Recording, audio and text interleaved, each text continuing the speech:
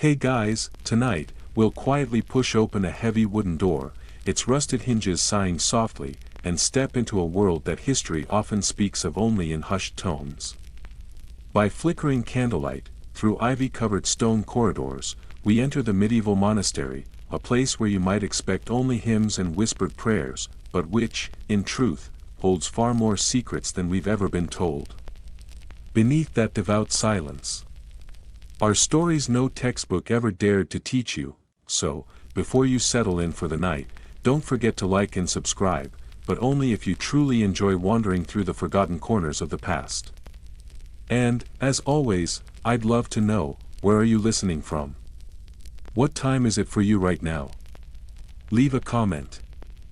So we can remember that even separated by thousands of miles, we are still sharing one quiet, historical moment together. Now then, dim the lights around you. Perhaps turn on a fan or a white noise machine for a soft, ambient backdrop. Take a deep breath. Let all distractions melt away, and we'll step into tonight's story, slowly, quietly, one step at a time. Let your bare feet touch the cool stone floor. Feel the faint echo of the 13th century humming through it. And ask yourself, behind that mossy brick wall, what truth might history be trying to hide? You begin with the faint creak of an iron gate swinging shut behind you, followed by the solid clunk of a lock sliding into place. You are now inside the abbey courtyard. You glance down, you're dressed in a robe of rough-spun wool, dyed the drab greenish-brown of unripe lentils. Around your head, a coarse veil tugs at your scalp and scratches at the skin on your neck. Congratulations! You are now Sister You, and this life. It likely wasn't your idea. In the landscape of medieval Europe, noble families often faced a particular kind of logistical issue: too many daughters. Daughters who required dowries, and dowries that were steep. Marrying off every girl in the family just wasn't realistic. The solution? Send the spares to serve God. Permanently, yes, there were certainly women who entered the convent out of deep religious conviction and personal devotion.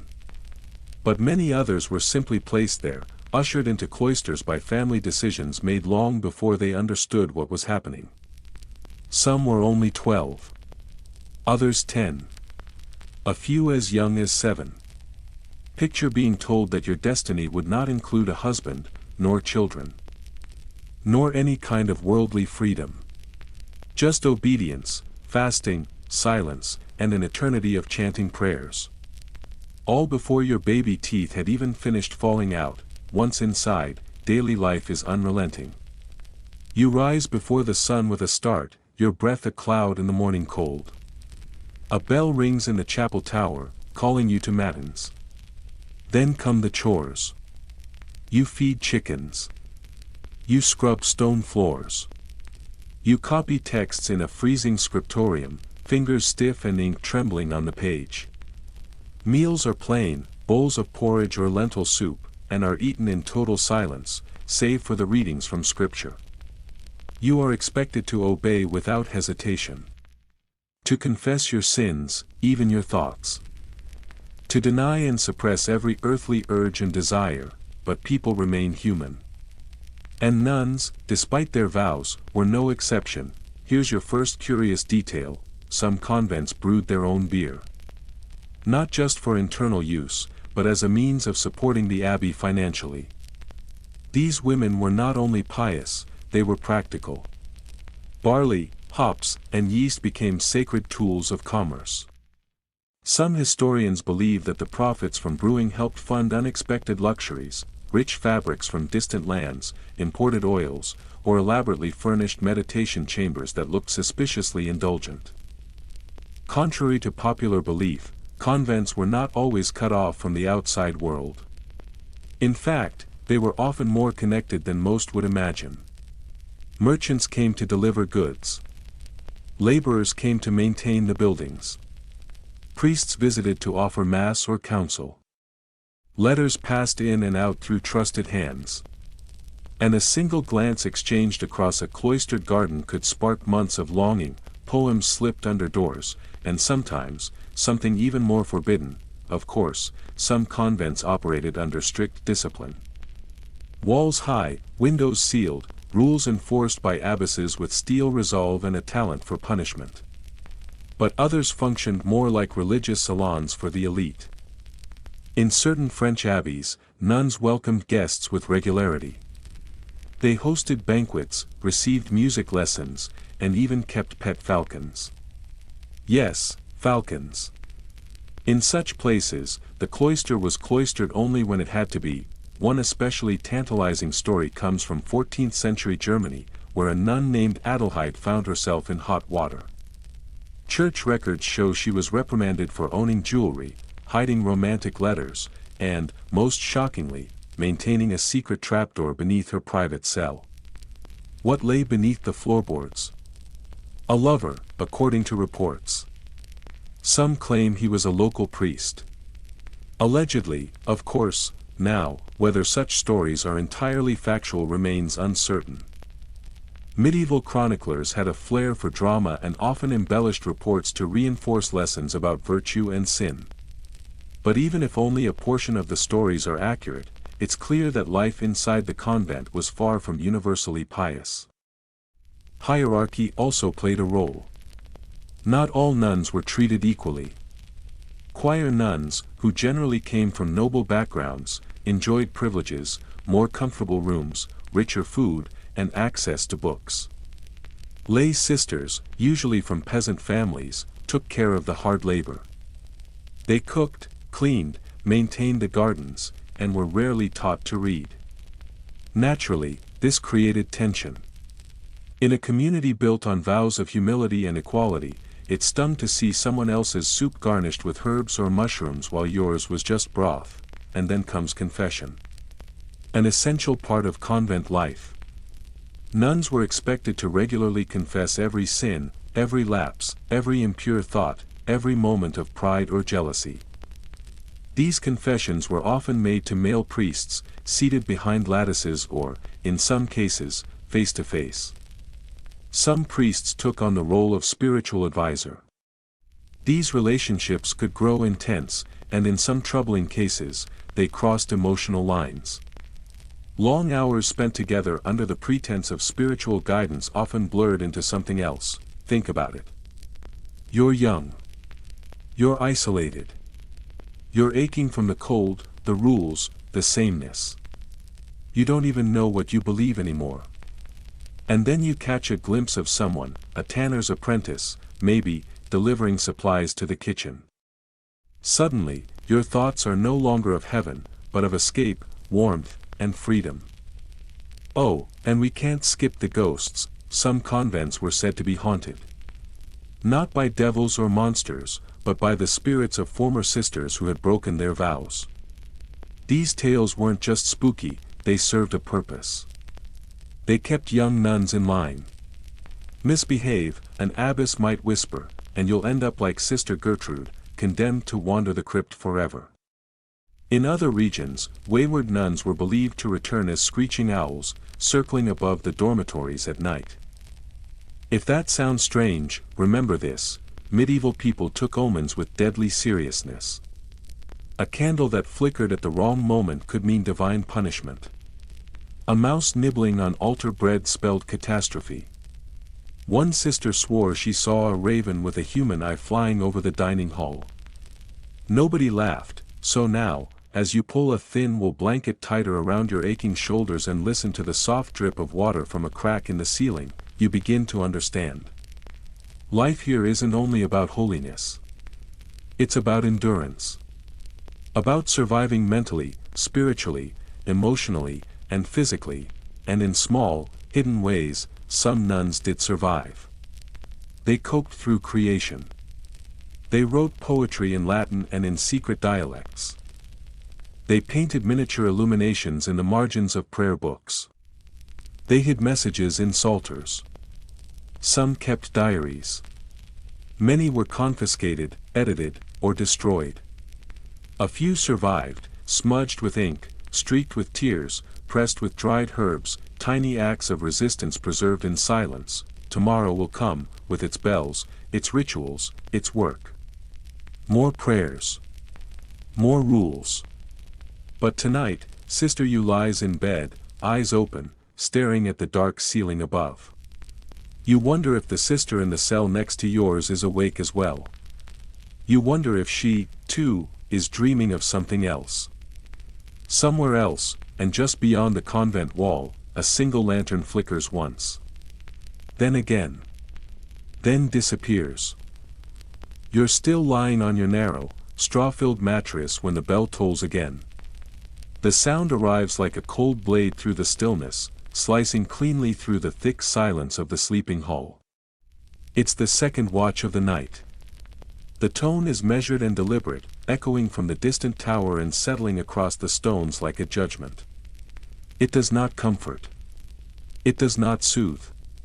It reminds, somewhere close by, a blanket shifts, dry wool brushing softly against worn linen. A sister rolls over. Another breathes out slowly, as if trying to let go of whatever restless dream had caught her. Perhaps, in the quiet, you catch the faintest strand of a whispered prayer. Or maybe you hear the soft rustle of parchment being smoothed beneath hands that dare not light a candle. Or perhaps it is only your own heartbeat, stubborn and insistent, pounding in your ears, loud against the hush, bouncing off the high, stone walls like a secret desperate to be let out. Sleep here is never deep. It never settles fully. It is a thin, uncertain thing that clings for a moment, then slips away again. It drifts through your fingers like holy water poured through trembling, cupped palms. It evades you just as you begin to sink, pulled back by the ever-present weight of the next obligation. The next prayer. The next duty. There's always the fear, unspoken but real, that if you surrender too completely to sleep, you might lose something. That your soul might drift too far and forget its sorrow. Forget its guilt. Forget the ache that binds it to the promise of salvation. But this part of your story? This chapter refuses to rest. It lingers. Because not every sister treated her vows as unbreakable commandments. Not every soul that entered these walls could bury desire beneath obedience. For some, chastity was never a sacred boundary carved in unyielding stone, but more like a high shelf, set just out of reach, admired from a distance, revered through generations, but never quite touched. Something you gnawed toward out of habit, then quietly turn away from. Take, for example, the case of a nun named Joan. Her name lives on not in stained glass or sacred songs, but in testimonies and scribbled reports. Joan was caught more than once climbing the outer convent wall. Always barefoot. Always in the dark hours. Always moving toward a certain young man from the nearby town. When questioned, she insisted their meetings were spiritual. She claimed they spoke of devotion, not desire.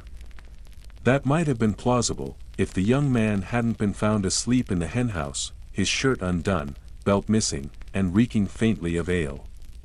It was less a tale of piety than of poorly hidden romance, clumsy and almost sweet in its recklessness. Not every story was a fleeting tryst beneath moonlight. In some places, the affairs grew deep roots. They blossomed in secret corners, slow and persistent. Hidden lovers developed whole systems of secrecy. Passwords whispered through lattices. Gestures that passed as innocent to others but carried meaning between two. Meetings mapped to the rhythm of bells and meal calls. These were not sudden lapses. These were patterns. Relationships woven into the fabric of daily life. Love made quiet, deliberate, and nearly invisible. In one record from a 13th century convent near Paris, two sisters fell in love with the same man. He was a baker. Young. Reliable. His deliveries of bread arrived with the scent of warmth and the lingering touch of a smile. Their rivalry was not loud at first. It simmered, quiet glances, lingering silences, hymns sung just a little too sharply.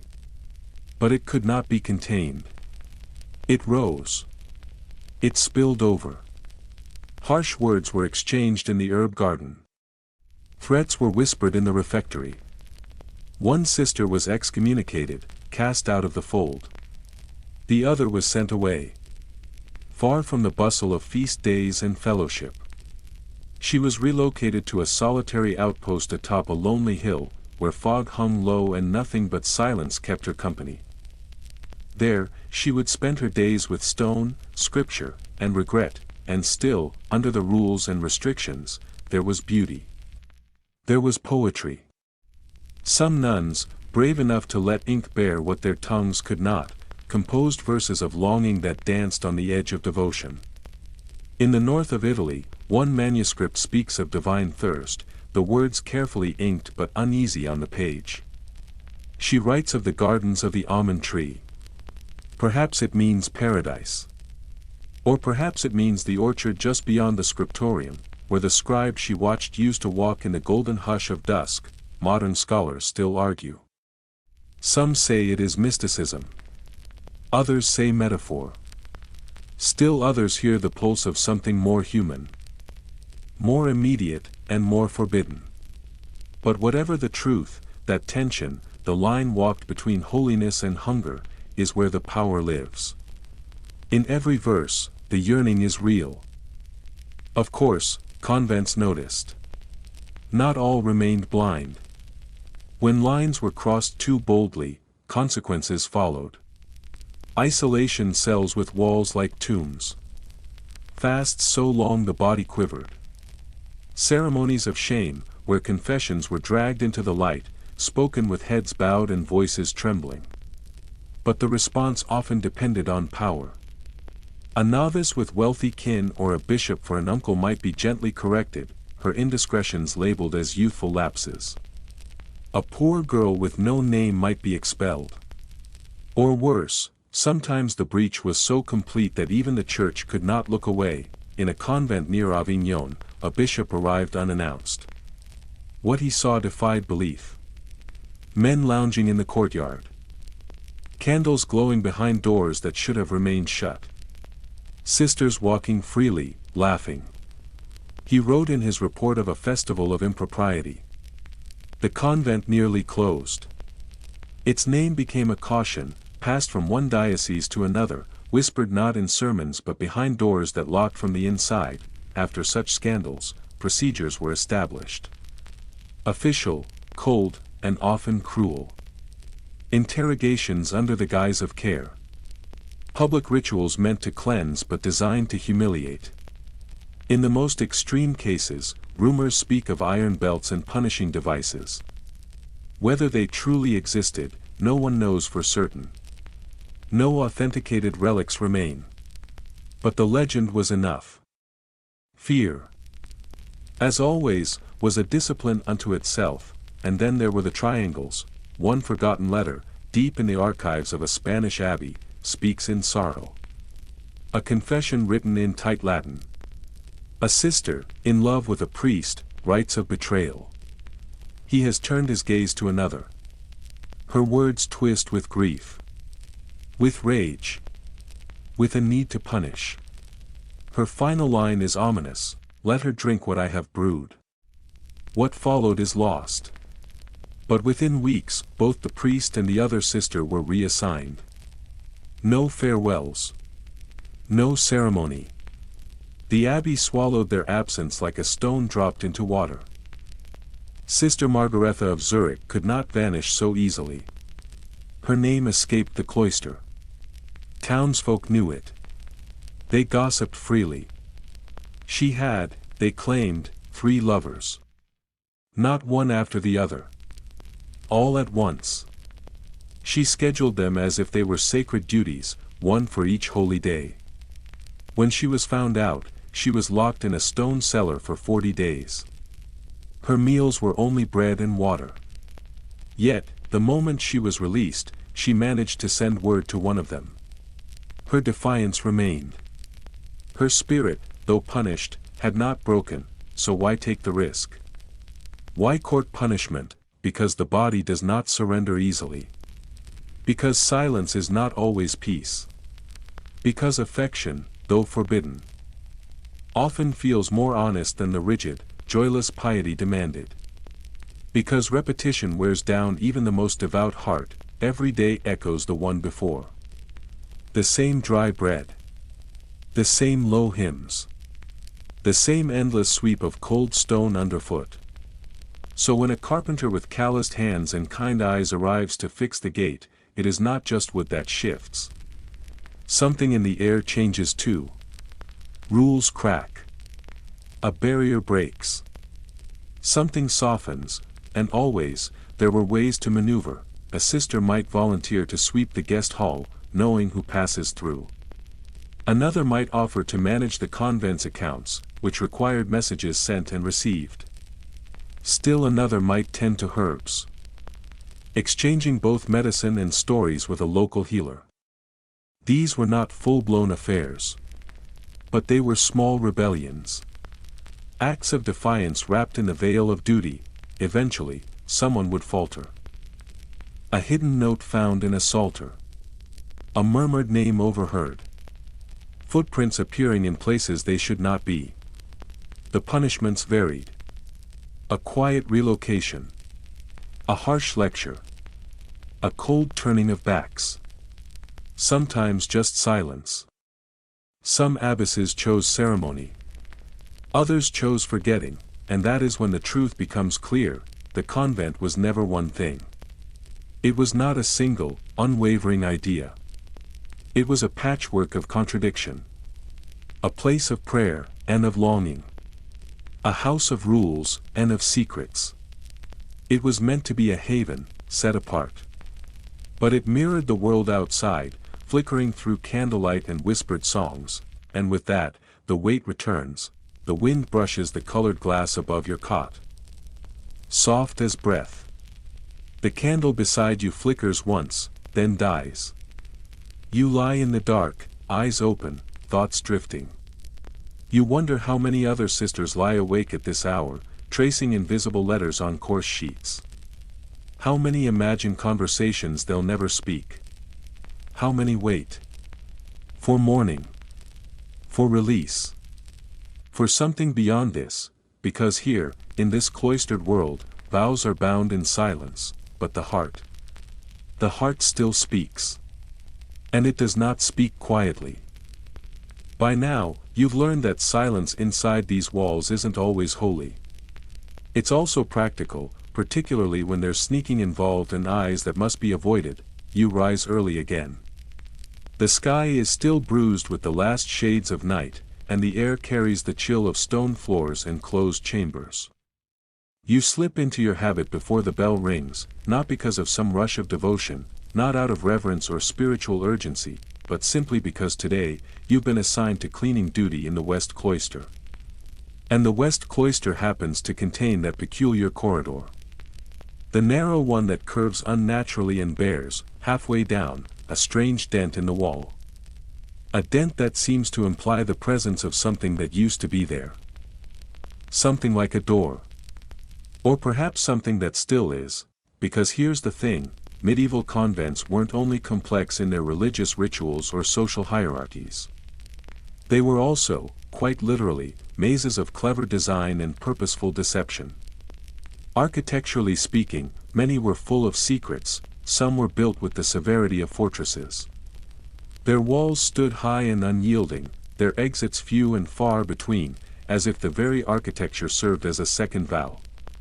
Others, particularly those that were better funded and backed by noble patrons, had far more elaborate internal structures. These winding passageways were not always logical. Some remained from older, now vanished buildings.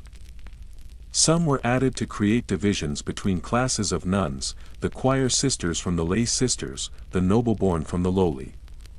And then there were those passages created for reasons that were never recorded in writing, their purpose known only to the ones who ordered them and the few who dared use them.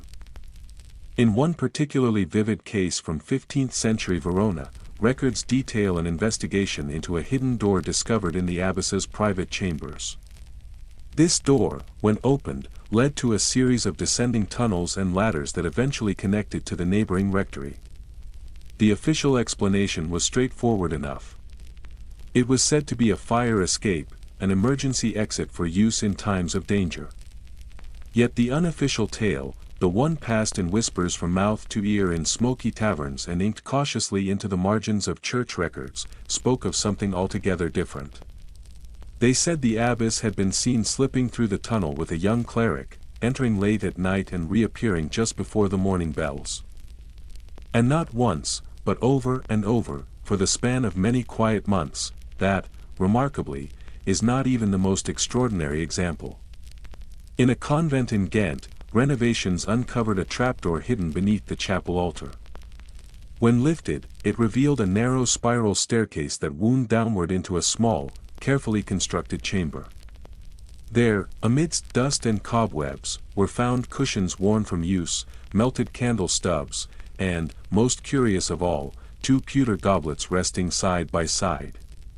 Historians continue to debate whether this was a site intended for silent prayer and meditation or a space of intimate rendezvous, hidden in plain sight beneath the holiest ground. Even those convents that lacked fully formed tunnels were not immune to subtler alterations. Small modifications abounded. A window here, widened by an inch or two. A hedge trimmed to just the right height to obscure a person crouching behind it while still allowing them a view of the path beyond. Doors that didn't quite latch, as if inviting hands to slip in quietly during the night. It begins to dawn on you that half the design of these places might have been a slow, patient kind of rebellion, one measured not in words, but in mortar and chisel, in plaster and brick. Rebellion etched discreetly into the very bones of the buildings. One of the more eccentric anecdotes concerns a convent in 14th century Florence. A rulebook, dusty with age, had to be amended when it came to light that several sisters were using the laundry line as a messaging system. They weren't passing linens alone. Hidden within the folds of robes and tablecloths were notes, short, coded messages, sent to young apprentices in the village below. The clothesline, intended to carry sheets and undergarments, had become an unlikely conduit for romantic espionage. Love letters among the starch and steam, just think of it. Imagine the ingenuity, or perhaps the desperation, that could lead someone confined to a life of devotion to invent a communication system worthy of military design. A pulley lever method stretched between 2 towers. Essentially medieval Morse code carried by cotton and thread. The more you consider it, the more you sense that the cloistered life didn't suppress creativity, it refined it into something sharper, more cunning. And not all of it was about love. Some scholars believe these secret channels served broader purposes. In some convents, they may have enabled the exchange of information between noble houses, especially when sisters came from powerful families. The convents offered both discretion and sanctuary, perfect for political alliances that required subtlety. Others suggest that during times of religious unrest, these hidden spaces became part of underground resistance movements. After all, few would think to search for rebellion behind a veil. You walk through such a space now. The corridor is narrow, lined with cold stone, and the air feels heavy. Heavier than it should. Even the birds are quiet. As if something here demands silence, this part of the convent is rarely mentioned. It lies behind the old vestry, just beyond where the corridor narrows and the seam in the wall becomes visible. You run your fingers across the mortar. It crumbles slightly beneath your touch, flaking away like old parchment or dried pastry. The scent is unmistakable: candle wax, damp stone, and something else. Something older. Perhaps parchment. Perhaps memory. You press. The panel shifts with a reluctant groan.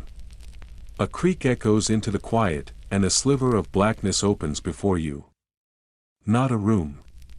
A stair. It curls downward into darkness like a forgotten thought. You won't descend, of course. That's not part of your task today. But someone did once. Likely more than once. There is a curious record from a convent near Bruges. It speaks of an anonymous accusation, written in unusually fine Latin. The unknown author claimed to have seen 3 sisters slipping beneath the chapel into a hidden chamber. They were carrying wine, baskets of fruit, and, peculiarly, musical instruments. The accusation was eventually withdrawn. But not before an official inspection was ordered. Nothing was found. Or, at the very least, nothing was recorded. The tunnels might have been real. Or they might have been figments of the imagination, born from boredom and cloistered minds aching for mystery. Yet these oddities recur in architectural records from the time. Rooms with no entrances. Staircases that end abruptly. Arched passages that lead to walls bricked up with suspicious precision. At night, lying awake in your narrow cell, you find yourself wondering, who designed these strange, liminal spaces? And for what purpose? Some historians claim they are leftovers from earlier buildings. Many convents were built atop former castles, Roman structures, or manors abandoned by the nobility. Others believe that certain abbesses had them constructed deliberately. Not to sin, but to escape. To scream where no one could hear. To weep without being seen. To remove, even briefly, the endless performance of sanctity. In Avila, one convent had a second garden hidden within the first. It could only be reached by a discreet passage through the infirmary. The garden was described in records as a place of private meditation. But when it was unearthed during a later renovation, the only things left behind were a stone bench, a carved heart etched into its side, and the entwined initials of two long-forgotten sisters. Romantic? Perhaps. Scandalous? Undoubtedly, and yet, surprisingly, not always punished. The Church's relationship with female longing was deeply conflicted. On one hand, it insisted on purity, obedience, and chastity. On the other, it celebrated the idea of the nun as an icon of divine desire. A woman married to Christ, burning with spiritual passion, was not only permitted but sometimes exalted. It made for moving stories. And it helped with donations. This tension gave rise to an ambiguous space, where sensual language could be cloaked in holiness. Some visions were described with a trembling that seemed more physical than divine. Some prayers edged into territory that felt uncomfortably erotic. To this day, scholars argue whether such moments were genuine religious ecstasies or expressions of suppressed human need. In the absence of tunnels, the mind constructed its own fevered dreams. Unspoken confessions. Hidden yearnings carved into wooden walls. Fantasies scribbled in the margins of prayer books. Not all of them were about love. Some were about escape. Others about violence, or beauty, or loss. But all were achingly, undeniably human. You pass by the infirmary and pause. There, in the window seat, sits one of the older nuns. Her gaze is distant, fixed somewhere beyond the frost-covered garden. Her breath clouds the glass. A rosary hangs in her hand, unmoving. Her fingers are still. Her lips do not form words, she holds the trappings of devotion. But she is not praying, you do not ask her what she is thinking. There is no need, you already know. In the end, these cloistered walls could not contain everything. Rules could only go so far. Architecture could hide only so much. But for a time, it all held together, just enough stone, just enough shadow, just enough silence to protect what needed to be hidden. To shield what needed to be felt. To allow space for longing and faith, for transgression and belief, to exist side by side, all of it, impossibly, within the same breath. You pass the chapel just as the bells begin to toll sext, the call to midday prayer. The sound rolls through the corridors, steady and familiar, reverberating off the stone walls like breath held too long. You move your lips in time with the others, murmuring the ancient words in practiced cadence, but your mind is far away. Today, your thoughts slip quietly southward, wandering across time and distance to a quiet Italian town called Pescia. A place that, in the early 17th century, found itself unexpectedly drawn into a strange web of faith, spectacle, obsession, and scandal. And at the center of it all stood one woman, a nun whose life would leave a mark that still smolders through the pages of history. Her name was Benedetta Carlini. At first, she seemed to be everything the church wished to elevate. She was obedient, articulate, consumed by spiritual passion, and carried herself with a charisma that others could not help but notice. She did not merely follow the rules, she appeared to embody them. Chosen by her fellow sisters to serve as abbess at the astonishingly young age of 30, she quickly became the living symbol of devotion within her convent walls. Her reputation spread rapidly. Benedetta claimed she saw visions. She said she conversed with angels. She often wept uncontrollably at the name of Christ. Pilgrims, villagers, nobles, they came from across the region to witness her. To listen to her words. To kneel in her presence.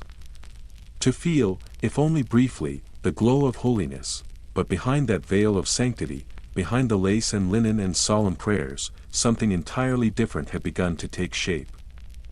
One evening, as the sisters gathered in their chapel for evening prayer, Benedetta suddenly collapsed to the floor. It happened quickly, too quickly for anyone to fully understand what they were seeing. As the nuns rushed toward her, their eyes widened in shock. Blood, actual blood, seeped from her hands and feet. The wounds were unmistakable. They bore the pattern of the crucified Christ. The sacred stigmata. It was a sign. A miracle, the sisters said. A divine confirmation that God had chosen her as his vessel, or so it was believed. The town erupted with excitement. People whispered of holiness. Some spoke of sainthood. The bishop was summoned without delay. As more people arrived, many claimed to witness extraordinary things. They said her face shone during visions. That her eyes lit with divine fire. Benedetta herself spoke with conviction, insisting that Christ had appointed her to lead. That she had been chosen to purify, to guide, and above all, to suffer on behalf of humanity. And for a time, no one questioned her. No one dared, until one woman did. Her name was Bartolomea. A fellow nun, modest in demeanor and careful in speech. She was quiet, watchful, and not entirely convinced that the voice of God made a habit of whispering instructions inside Benedetta's cell at night. What began as silent doubt grew into something more difficult to explain. Bartolomea became involved in a relationship that would eventually explode into scandal and draw the attention of some of the most powerful men in the church. Benedetta, this visionary, this abbess, this spiritual icon, had begun summoning Bartolomea to her cell after dark. The reason she gave was unlike anything the church had ever publicly confronted. She said Christ, speaking through her body, wished to experience physical union. And that Bartolomea was the vessel through which it must happen, yes. That is what she claimed. According to the meticulous records kept by the investigators who would later descend upon the convent, Benedetta's voice would deepen during these encounters. She would speak not as herself, but as Jesus. She would command, embrace, touch, and Bartolomea, confused and torn between fear and devotion, complied. Or perhaps she didn't. The accounts are muddled, filled with contradiction and sorrow. But the actions, however interpreted, were deeply outside the bounds of accepted theology. Historians still wrestle with the case. Did Benedetta truly believe what she claimed? Was she seized by religious fervor? Was she delusional, overwhelmed by emotion and fantasy? Or was she instead deeply aware of what she was doing? A cunning woman using the language of religion to express a desire she had no other way to speak, it is difficult to say with certainty. But the consequences were enormous. The church could not ignore what had happened.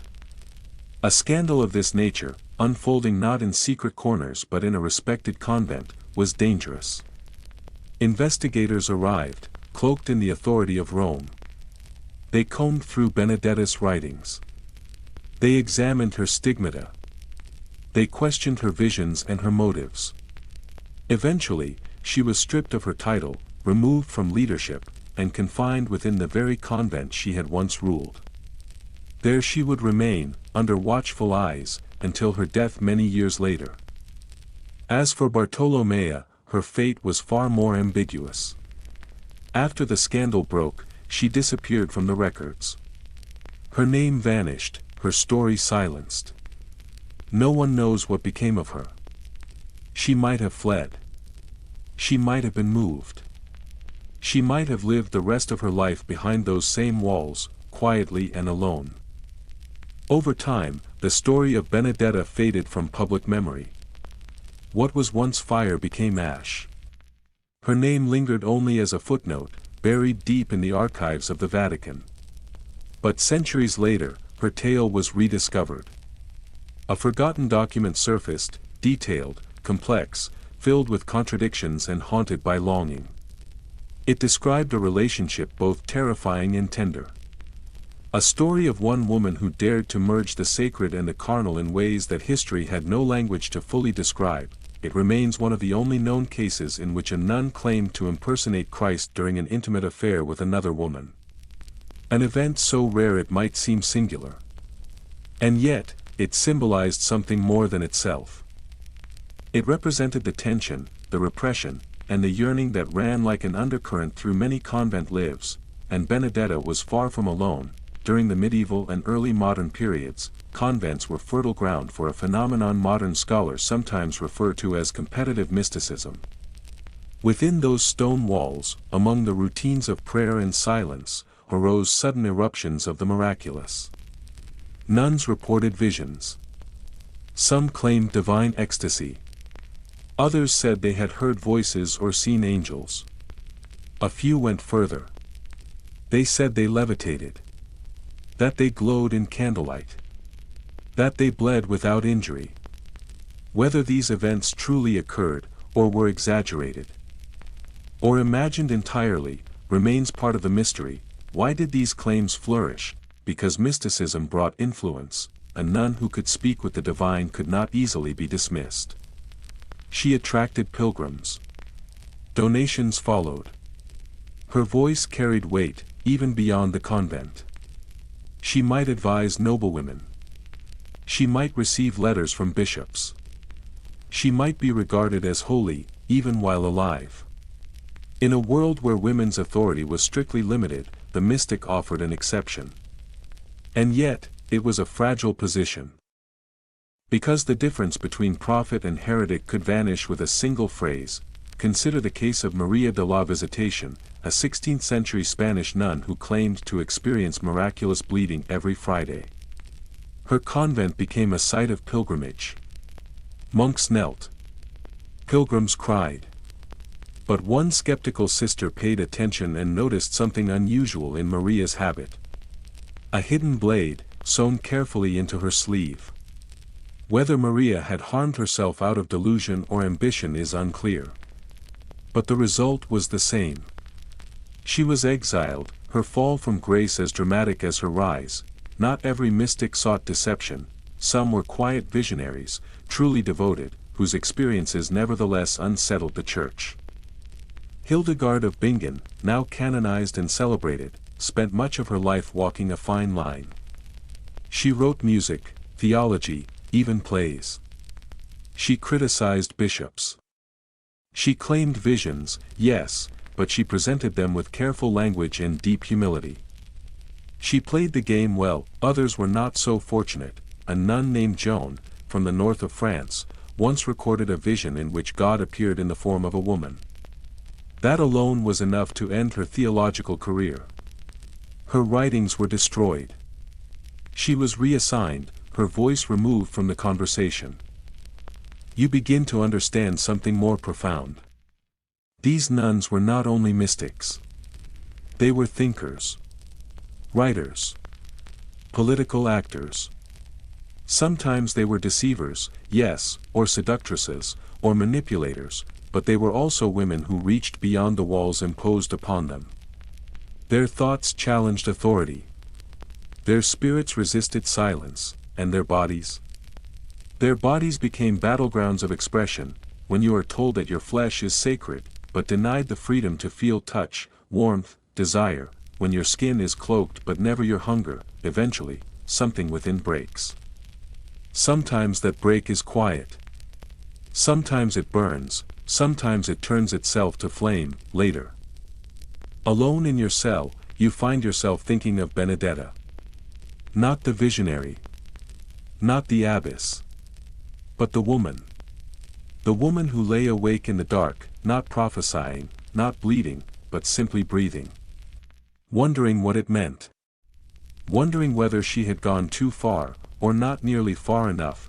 Was it all performance? A drama crafted to bend faith to her will, or was it truth, buried beneath robes, trembling hands, and sleepless nights? You may never find the answer, but somewhere between the chime of bells, the soft hiss of candle wax, and the scratch of a quill moving through parchment, her story lingers. Not all miracles descend from heaven, and not every saint is blameless. You walk the cloister alone after Compline, the final prayer of the evening drawing quietly to a close. The great silence has begun. The sky above has deepened into a rich, heavy indigo, so saturated it feels almost tangible, as if twilight itself has thickened and settled gently over the high convent walls like a woolen shroud. The stars, tentative at first, begin to sharpen slowly, pricking through the gathering dark like tiny, glinting blades of silver etched onto velvet.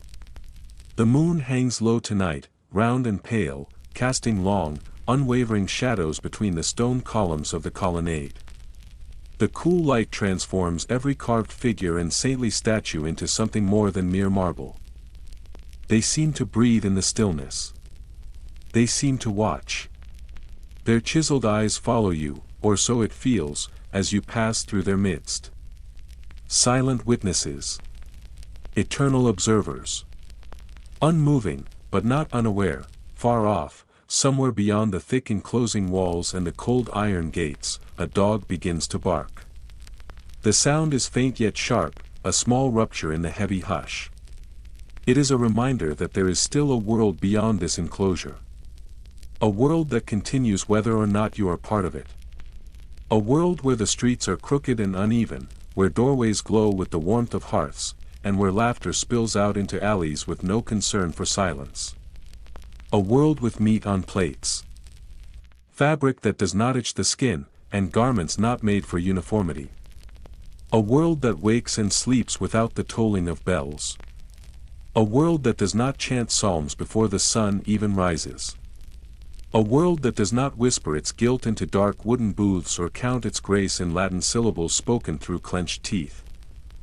And yet, it is this world within, this world cloistered behind stone and rule, that harbors the darker things. Not the world beyond, where sins are painted boldly for all to see, but here, within these sanctified walls, where transgressions hide behind bowed heads and calloused knees. Where shadows are veiled beneath folds of linen and righteousness, you pass by the chapter house, a place you know well by day. It is there that rules are spoken aloud and faults are laid bare. It is there that voices echo with instruction and correction. But at night, the chapter house feels different. It carries a weight that daylight cannot lift. The wood-paneled walls seem to lean inward with the burden of what they have heard.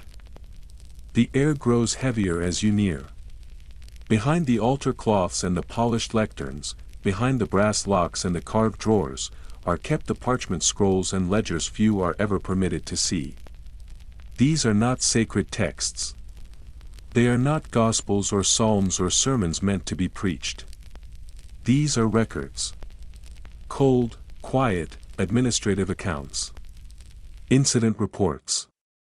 Catalogues of fault and failure. Each wrongdoing carefully copied in ink. Each sealed. Each placed in a drawer as though forgetting could be accomplished by simply filing it away. Some of these entries document offenses whispered once and never again. Others carry the weight of something too grave to ever fade fully from memory. Tonight, let us open a few, for all the whispered scandals and vows broken by the sisters themselves. Some of the most chilling stories originate not with them, but with the men appointed to guard their purity. The clergy, those meant to be guardians of virtue, sometimes brought with them the very shadows they preached against. And the church, so often cloaked in reverence and power, knew well how to seal a door long before it ever considered the idea of opening a window. Consider, for instance, Bishop Florentinus of Mainz. In the early 13th century, his name became known across the region for his pastoral visits to convents. Officially, he came to inspect the spiritual life of the sisters, to offer blessings, to provide guidance. That was the purpose on paper. In truth, his visits were far more personal than pastoral. He arrived with baskets of sweetmeats, bottles of fine wine, and compliments that seemed too smooth, too well rehearsed. His voice was always gentle, his gaze always warm. After his visits, it was not unusual for one or two young sisters to be reassigned. There were no goodbyes. No farewells.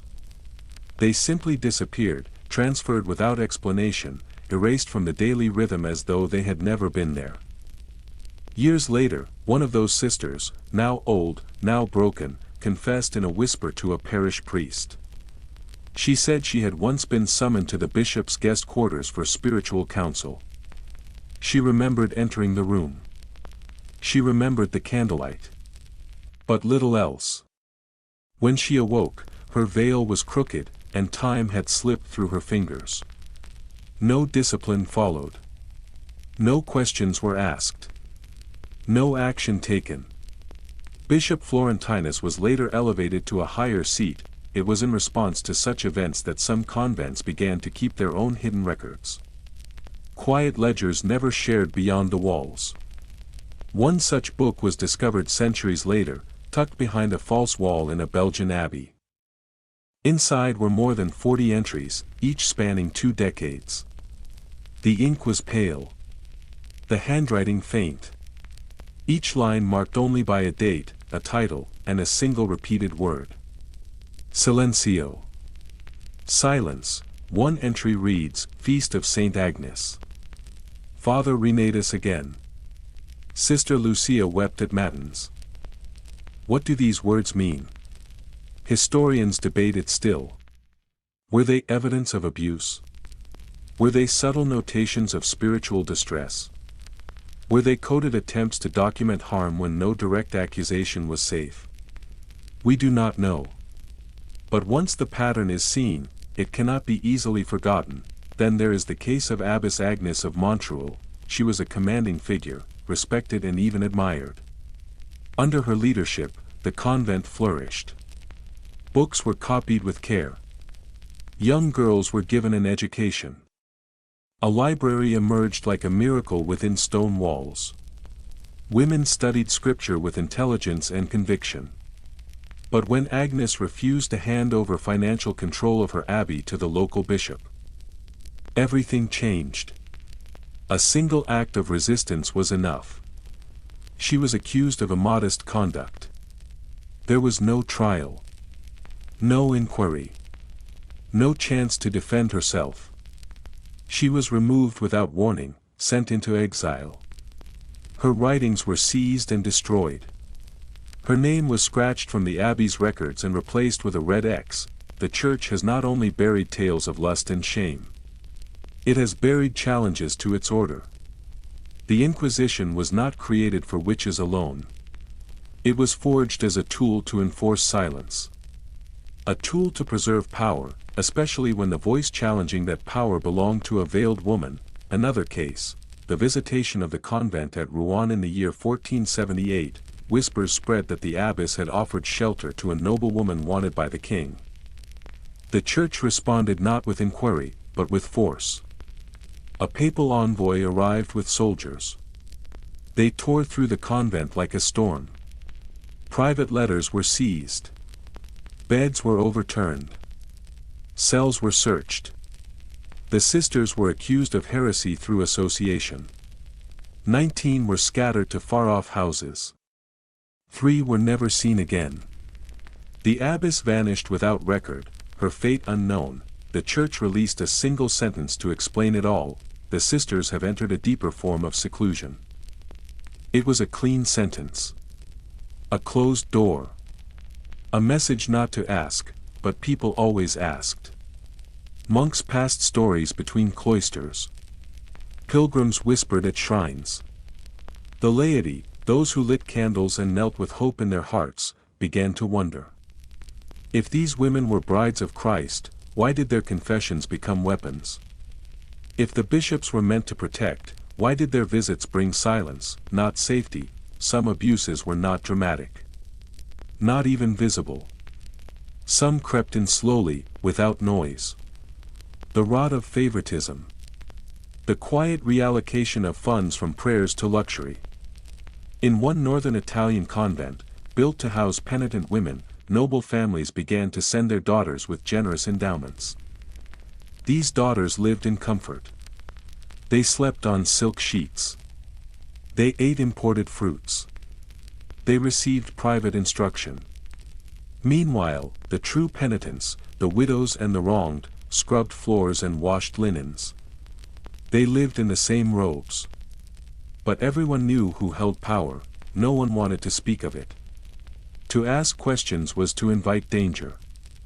Not just for one's reputation, but for one's soul. Still, now and then, someone found the courage to speak. In 1392, a nun named Julienne penned a line.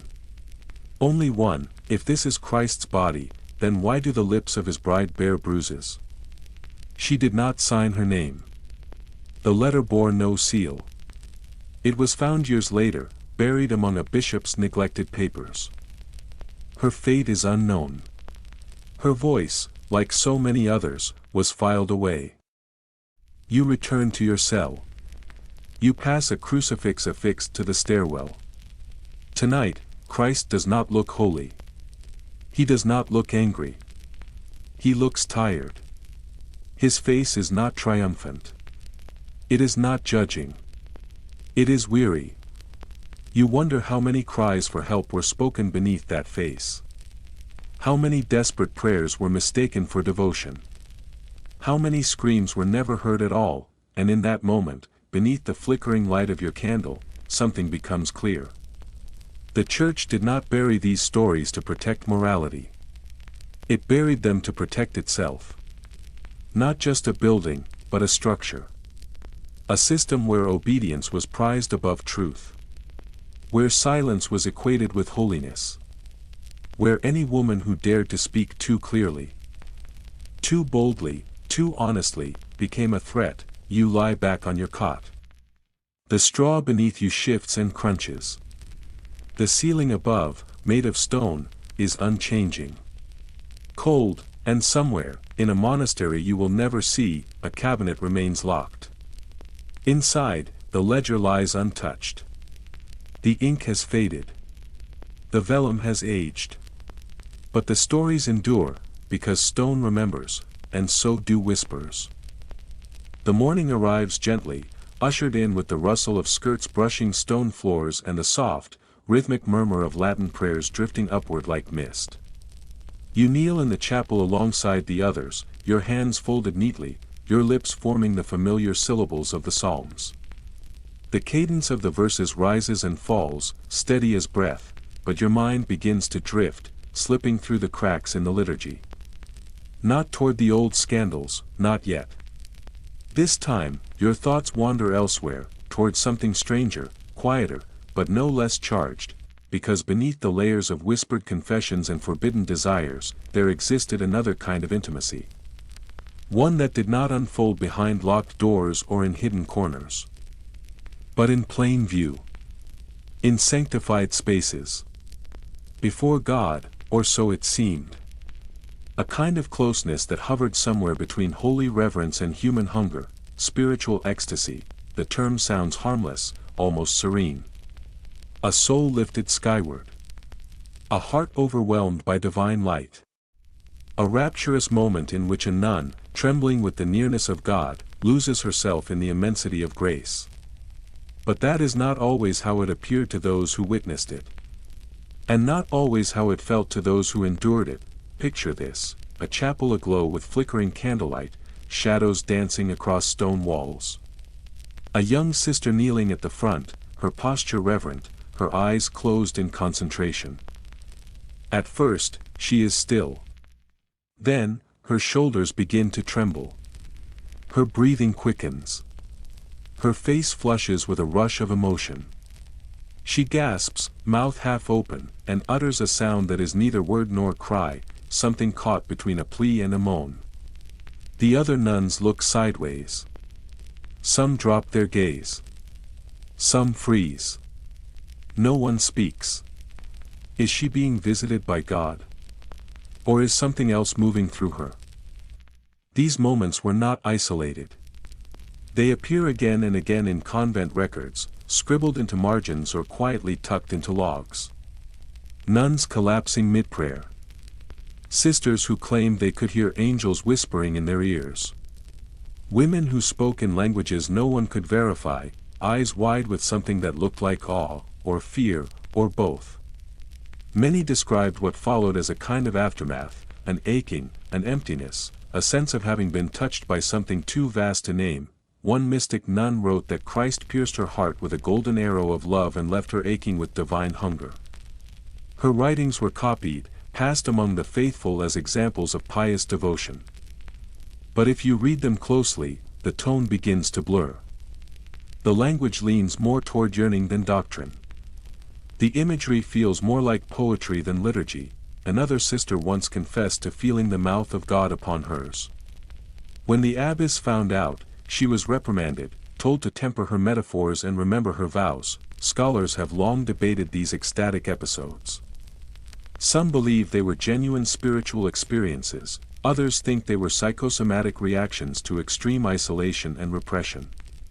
A few suggest they were covert expressions of desire, channeled, disguised, and sanctified, but most agree on one point: these nuns were not pretending. In the year 1481, in a convent near Tours, 17 separate ecstatic events were recorded. After each episode, the affected sister required days of rest. Her body exhausted. Her voice hushed. Physicians were summoned, but no illness could be found. The events kept happening regardless.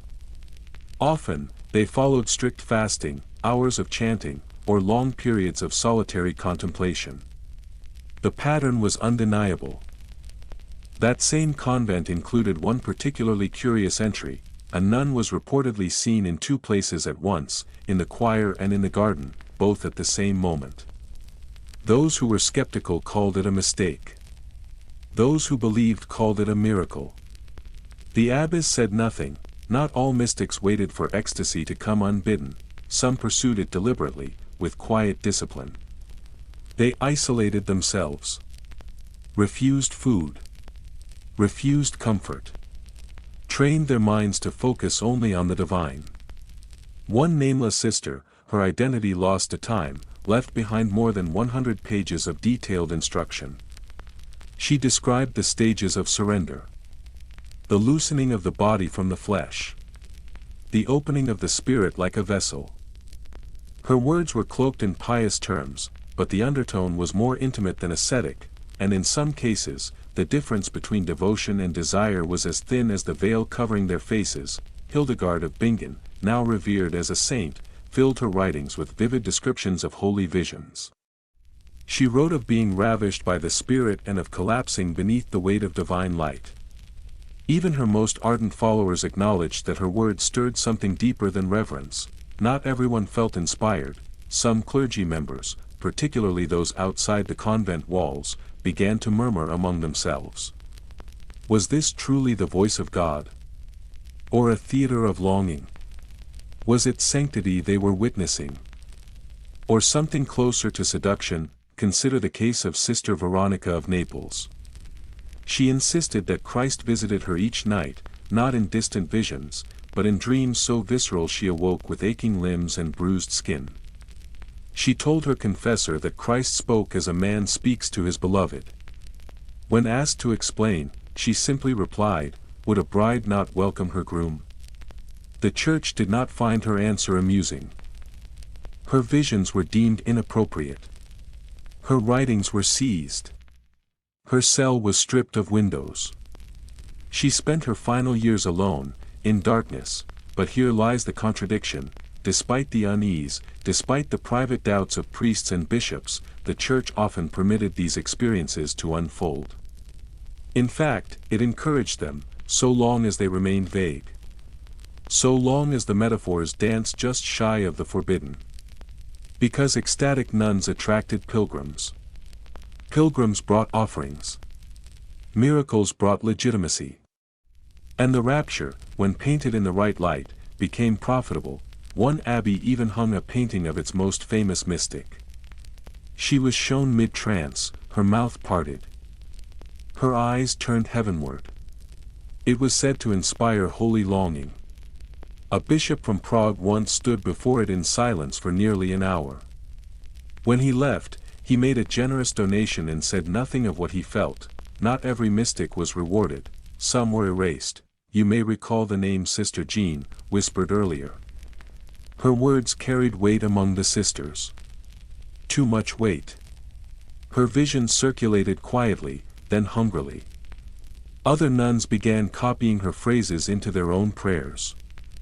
Her abbess, alarmed, accused her of promoting carnal theology. Jean's scrolls were collected and burned. She was forbidden to speak again, her voice stripped by vow, before that silence fell. She carved one last word beneath the lip of her desk, Amata, beloved. Now, you sit in your own cell, a plain quill resting between your fingers. The candle flickers beside you, its flame stretching thin. The ink flows, but your thoughts hesitate. You wonder what it would feel like to be consumed like that, to be claimed not by duty, but by desire. Whether sacred or profane, it hardly matters.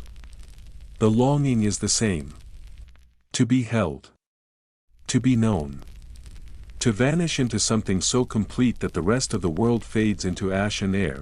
You glance out the small, high window. The stars are cold and sharp above. No voice calls to you. No divine vision stirs, but perhaps, in the hush, you hear something else, the quiet rhythm of your own breath, the faint thrum of your own yearning. Because in truth, those nuns were not strange at all. Not unnatural. Not dangerous, they were reaching, for meaning. For intimacy. For something beyond the veil of rules. Beyond the weight of silence. Beyond the walls that kept the world out. Not every scandal begins with disobedience. Some begin with a question no one dared answer, and not every transgression is a sin. Some are simply truths spoken too clearly, too soon, too loud. The bell for lauds is still hours away. The deep of night has wrapped itself around the convent, pressing softly against the tall windows like a second skin, cool and immovable. Still, your body refuses to yield to sleep. You shift once more on the narrow cot, its wooden frame creaking beneath your weight in protest, each movement producing a soft groan that seems louder in the silence. The straw mattress rustles faintly beneath you, its brittle whisper like the hushed murmur of unseen voices. Perhaps they are ghost sounds, fragments of long-departed dreams lingering in the corners of the room. Or perhaps they are only memories, worn thin by time but not yet gone, your fingers, half lost to thought. Drift along the cold stone wall beside you. They find the groove again, the shallow line etched into the stone, barely noticeable unless you know it's there. You trace it without thinking. It is smooth from repetition, the stone worn down by worry, habit, or the slow persistence of restless hands that came before yours. Perhaps it was once a name, carved in secret. Perhaps it was never anything more than the shape of someone's quiet anxiety. Either way, it grounds you. It gives your fingers something to do as your thoughts continue to wander further and further from sleep. You are not the only one awake, somewhere beyond your cell, down the narrow corridor that leads to the older cloisters. There is a sound. It is distant, muffled, but clear enough to prick your attention. A voice. Not solemn, not the cadence of whispered prayer. The tone is lighter. Brighter. Playful, even.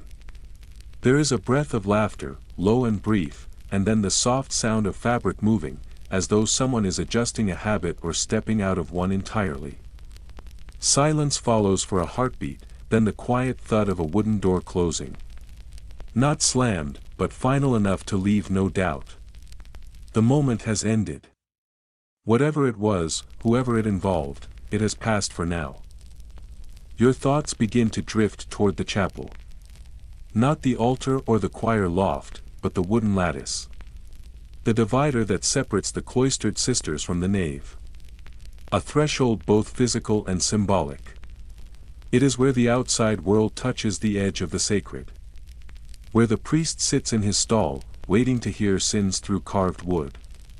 It is where confessions are whispered, where secrets are poured out and sanctified, at least in theory.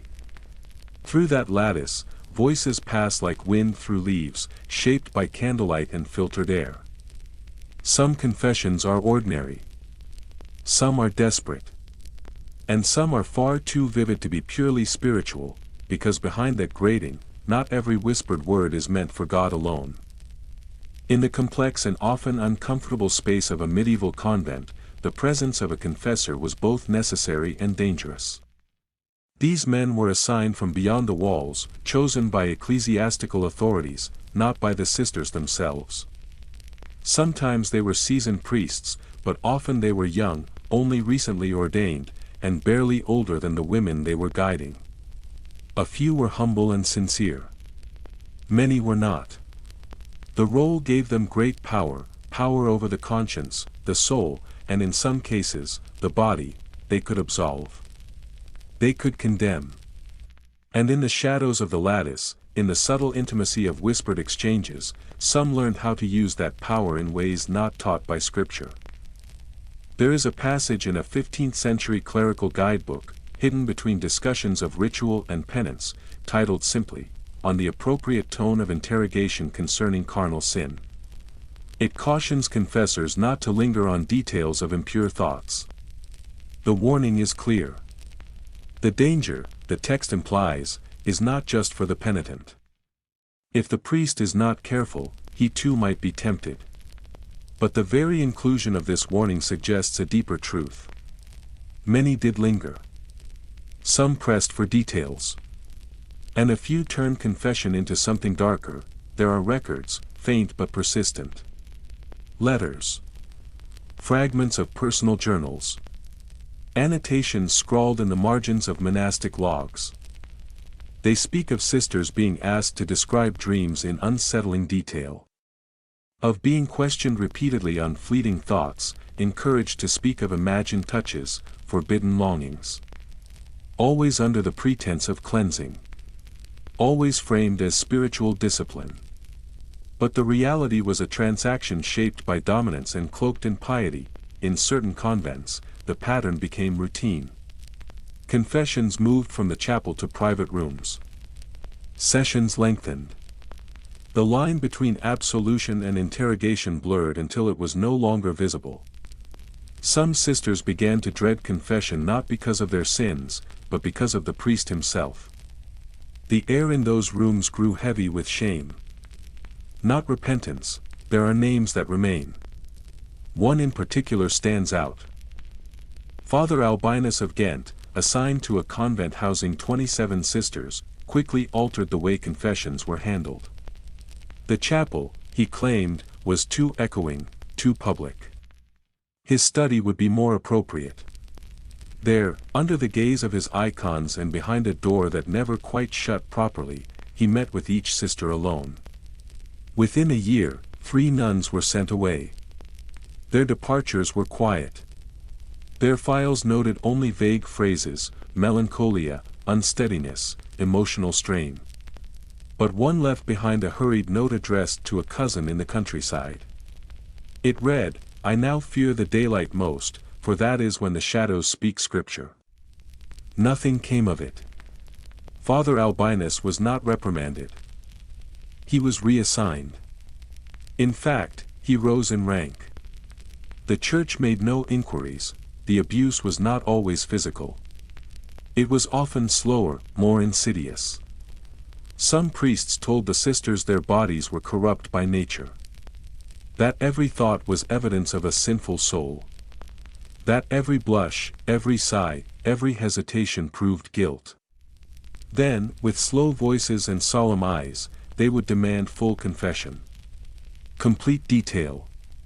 The penance that followed was often performative, drawn out not for spiritual benefit, but for humiliation. Fear became a constant companion. The threat of hellfire was not metaphorical in the minds of these women. It was their inheritance. And some confessors, knowing this, learned to use that fear as a tool. As a lock. As a leash. You pass the lattice now. The space is quiet, its wood cool and dark. The scent of incense still lingers faintly, soaked into the grain, mingling with the ghost of melted wax and old breath. No voices come through. No flicker of motion. Yet something clings to the space. A memory, perhaps. A feeling left behind. You remember the first time you knelt there. You were 14. Your hands trembled in your lap. You spoke of a dream you barely understood. The priest's voice changed. He leaned closer. His questions grew slower, more careful. He asked you to repeat things. Then he asked you to extend your arms. Hold them out, wide. He said it was how Eve must have stood when shame first touched her skin. And you obeyed. Because you were 14. Because he was a priest, not every man used his role this way. There were those who were kind. Those who listened gently, without judgment. But even the good ones worked inside a system designed for imbalance. They were always in charge. They were rarely watched. And their authority was absolute. One French abbess, furious over the harm caused by a confessor in her house, attempted to remove all male priests from her convent. She wrote to the bishop. She cited scripture. She demanded the right to protect her sisters. The church denied her request. Doctrine prevailed. Male guidance, they claimed, was part of divine structure. Shortly after, a new priest was assigned. Younger. More charming. His endorsements glowed. The outcome was predictable. In Bavaria, many years later, a record surfaced. A simple log, written in secret by the nuns of a cloistered house. It listed names, each with a mark beside it. A cross. A teardrop. A straight line. No explanation. But the meaning becomes clear upon reading further. The cross for those who returned serene. The teardrop for those who returned shaken. The line for those who said nothing at all. The record was private. It never left the convent. But it was kept, even the architecture bore witness. In some chapels, the screens were thin enough to see a face in the flicker of candlelight. In others, the hinges never fully caught. A whisper could slip through. A look could linger. The design was never truly safe, and yet, not all the sisters accepted this silently. Sister Mariette of Lyon stopped confessing altogether. For 2 years, she remained silent. When pressed, she replied that her soul had found no healing in men. Her words were noted. Her rank within the convent quietly lowered. The chaplain, displeased, required her to keep a journal, 1 page a day, submitted weekly. Her private reflections became offerings on paper, handed over to the very system she had rejected. Her journals are lost. But her name remains. It appears in a list of sisters under spiritual scrutiny, her quiet defiance preserved in ink. In the centuries that followed, a few convents changed. Some allowed elder nuns to serve as spiritual guides. A small number replaced male confessors with female mentors. Confession became sister to sister. Whispered. Trusted. No threat of shame. No danger of violation. But these instances were rare. Female spiritual leadership was seen as dangerous. Too close to equality. Too bold, still, resistance bloomed. Some nuns found one another. In the privacy of shared rooms, beneath dim lamps and worn quilts, they exchanged their secrets. Their confessions. Not for absolution, but for comfort. They offered each other what no priest could, compassion without condition. They listened. They believed. They promised to forget nothing, and to repeat nothing. You return to your cot. The corridor is silent again. The sounds from earlier have faded, dissolved into the stillness. The candle has burned low. The air smells faintly of wax and ash. Like something holy just ended. Or like something unspoken still waits, and in that moment, something becomes clear. The confessional is not just a wooden box. It is a mirror. A boundary. A question.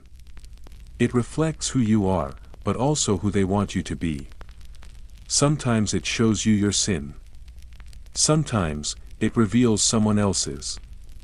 And sometimes, it becomes a tool used not to heal, but to claim. Some call it sacred, but others, with voices quieter and memories deeper, know the truth is more complicated. Morning again. But something feels altered.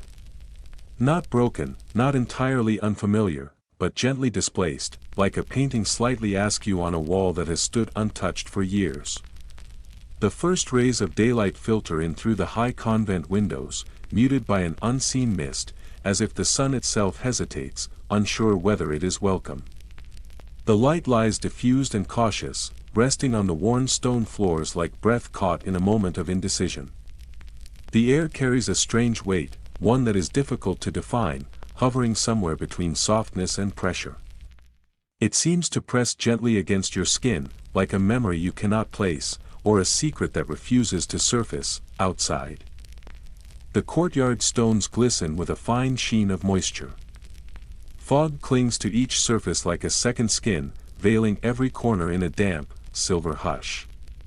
It is not the bold fog of storms or sea-bound legends. It is the kind that arrives quietly and refuses to leave, settling in as if it belongs. It kisses the walls, the leaves, the edges of habits, and the corners of windows, each touch like the lingering brush of a dream before waking. Something has passed through this place. Not a person, exactly. More like a presence. A spirit, maybe, or an echo that forgot to disappear. You walk with the other sisters, robes brushing together in rhythmic folds, your footsteps echoing in faint unity across the cloister walk. The morning prayers begin, murmured in gentle harmony, voices blending like streams into a single current of devotion. Your own lips move, obedient, precise, shaped by years of repetition. But your mind is not tethered to the rhythm. Your thoughts stray. Your eyes, too, drift upward toward the narrow windows above the scriptorium, barely visible through the fog. That is where it happened. Not a ritual, not a sacrament, not the solemn passing of relics or rosaries from hand to hand. It was something more intimate, more fragile, and infinitely more forbidden. Letters. Slender, folded tight, slipped quietly through warped wooden shutters. They moved between fingers with the stealth of sins. They traveled like contraband, carried on breaths and glances, passed from soul to soul like truths too dangerous to speak aloud, and this morning, for reasons you cannot name, your mind does not rest in thoughts of confession or hierarchy or holy obedience. Instead, it lingers, softly, stubbornly, on the idea of love. Not the divine love exalted by saints and carved into altar stones. Not the sacred passion that burns away the self. But the other kind. The kind that is less tidy. The kind that arrives uninvited. The kind that stirs beneath habits and silence, that carves out space for itself even in places designed to suffocate it. The educated nun, especially, held a kind of power rarely spoken aloud. A quiet threat to the established order. She could read. She could write. She could interpret psalms and encode poetry. In a world where most women were kept from the written word, she possessed the tools of one of the most subversive arts, letter writing, you might expect these secret letters, these offerings of heart and ink, to be awkward or naive. But they were not. Many were precise, sharp, intellectually daring. Some read like scripture laced with longing, layered in metaphor, shaped by hands that understood the craft of words as both shield and blade. The best among them were masterpieces. They cloaked desire in devotion, hid emotion behind Latin puns, wove sacred text into secular yearning. A prayer spoken with double meanings. A hymn that trembled beneath the surface. One letter survives, written by a cloistered woman known only as M. She wrote not to a monk or a priest, but to the wife of a merchant who had once come to the convent with a donation. Her words were delicate but bold. I long for the scent of thy presence more than the lilies of the Psalms. Thy name hums in my throat even as I recite the creed. There is tenderness in those lines, but also risk. A declaration wrapped in metaphor, trembling with clarity. In Bohemia, buried deep within the remains of an abandoned convent, archaeologists discovered a strange cache inside the wax shells of old, crumbling candles. Most of what they found was practical, records of supplies, lists of chores, receipts for deliveries. But two scrolls were different. They were letters. One bore no name, only a single dried flower pressed carefully inside. The message was fragile, written in a hand so fine it almost vanished, yet the sentiment was unmistakable. A confession. A longing. A heart exposed without knowing what it might receive in return. Scholars still argue about the recipient. Perhaps it was another sister. Perhaps someone beyond the convent walls. But in the end, the destination matters less than the intent. What endures is the emotion. The vulnerability. The humanity scratched into the parchment. Many of these letters were destroyed. Some by the women who wrote them, fearing discovery. Others by the abbesses who found them and saw only rebellion. A few were burned, their ashes stirred into the hearths of convent kitchens. But some few, some stubborn, survived. Torn, faded, nearly translucent from age, yet still legible. Still alive. Still sharp enough to cut. You think now of Heloise and Abelard. Of how their love endured after ruin. Of the letters they sent, not as lovers reunited, but as minds still reaching across distance. Heloise wrote with fire, refusing to soften her truth. I would rather be your whore than his wife, she once wrote. That sentence, raw and impossible, echoes in your mind like a bell struck at the wrong hour. It does not ask permission. It does not pretend. It simply is, and you wonder, with a pang that you try to swallow, how many unnamed Heloises walked through these halls. How many hearts beat faster beneath linen and wool. How many fingers brushed against another's during vigil, or reached, trembling, for a hidden scrap of paper. How many silent exchanges spoke louder than any sermon. In this place, love had to wear a mask.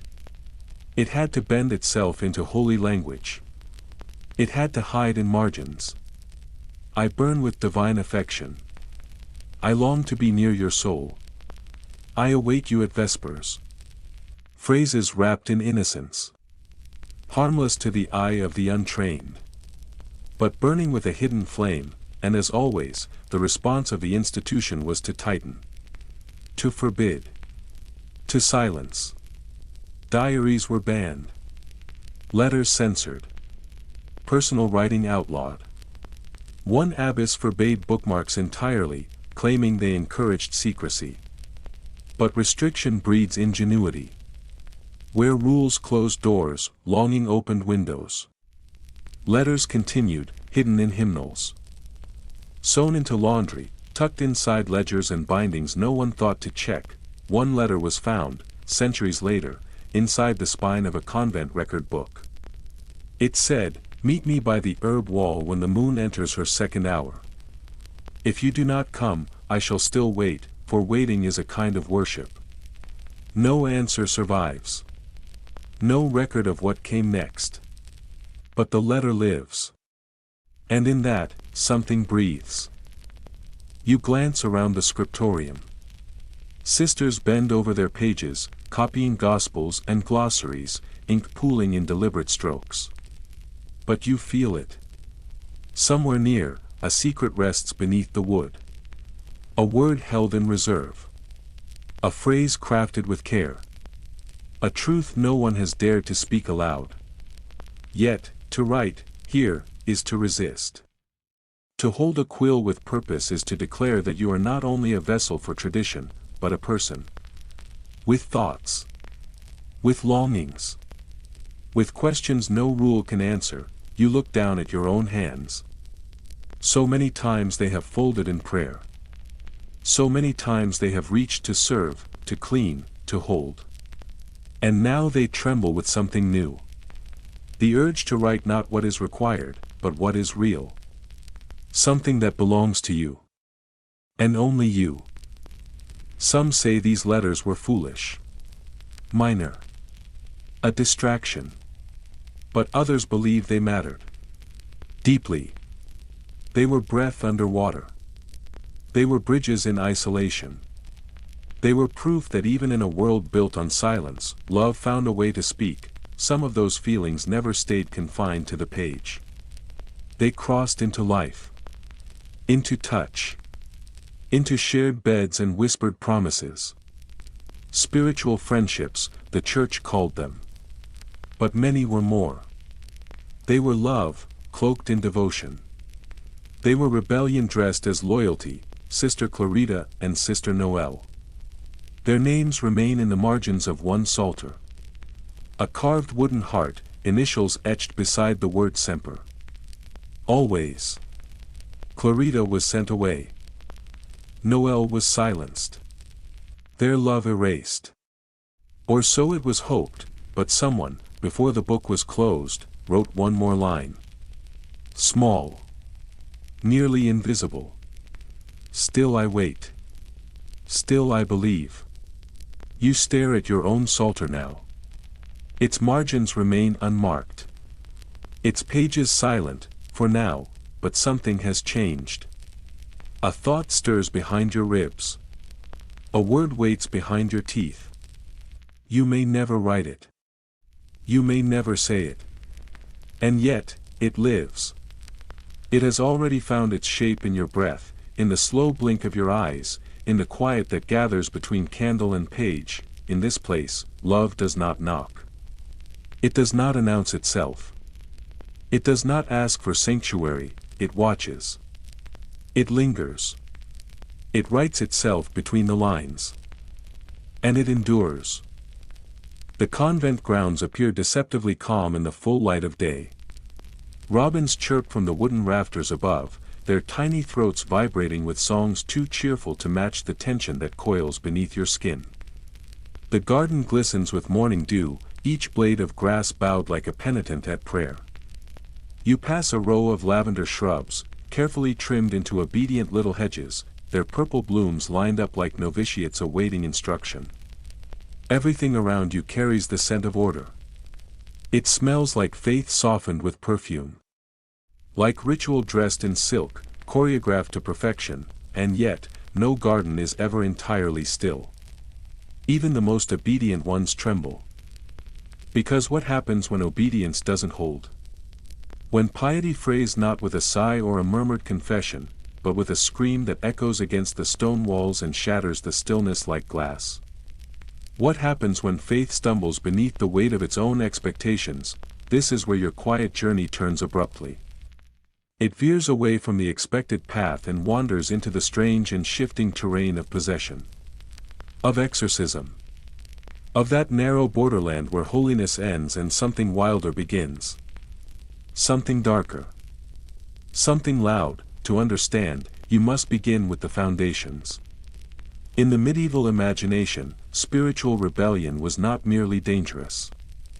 It was potentially diabolical. If a nun began to behave strangely, if she wept uncontrollably, refused nourishment, spoke in unfamiliar tongues, or trembled for reasons no one could name, the conclusion was not psychological. It was not emotional. It was not grief. It was spiritual warfare.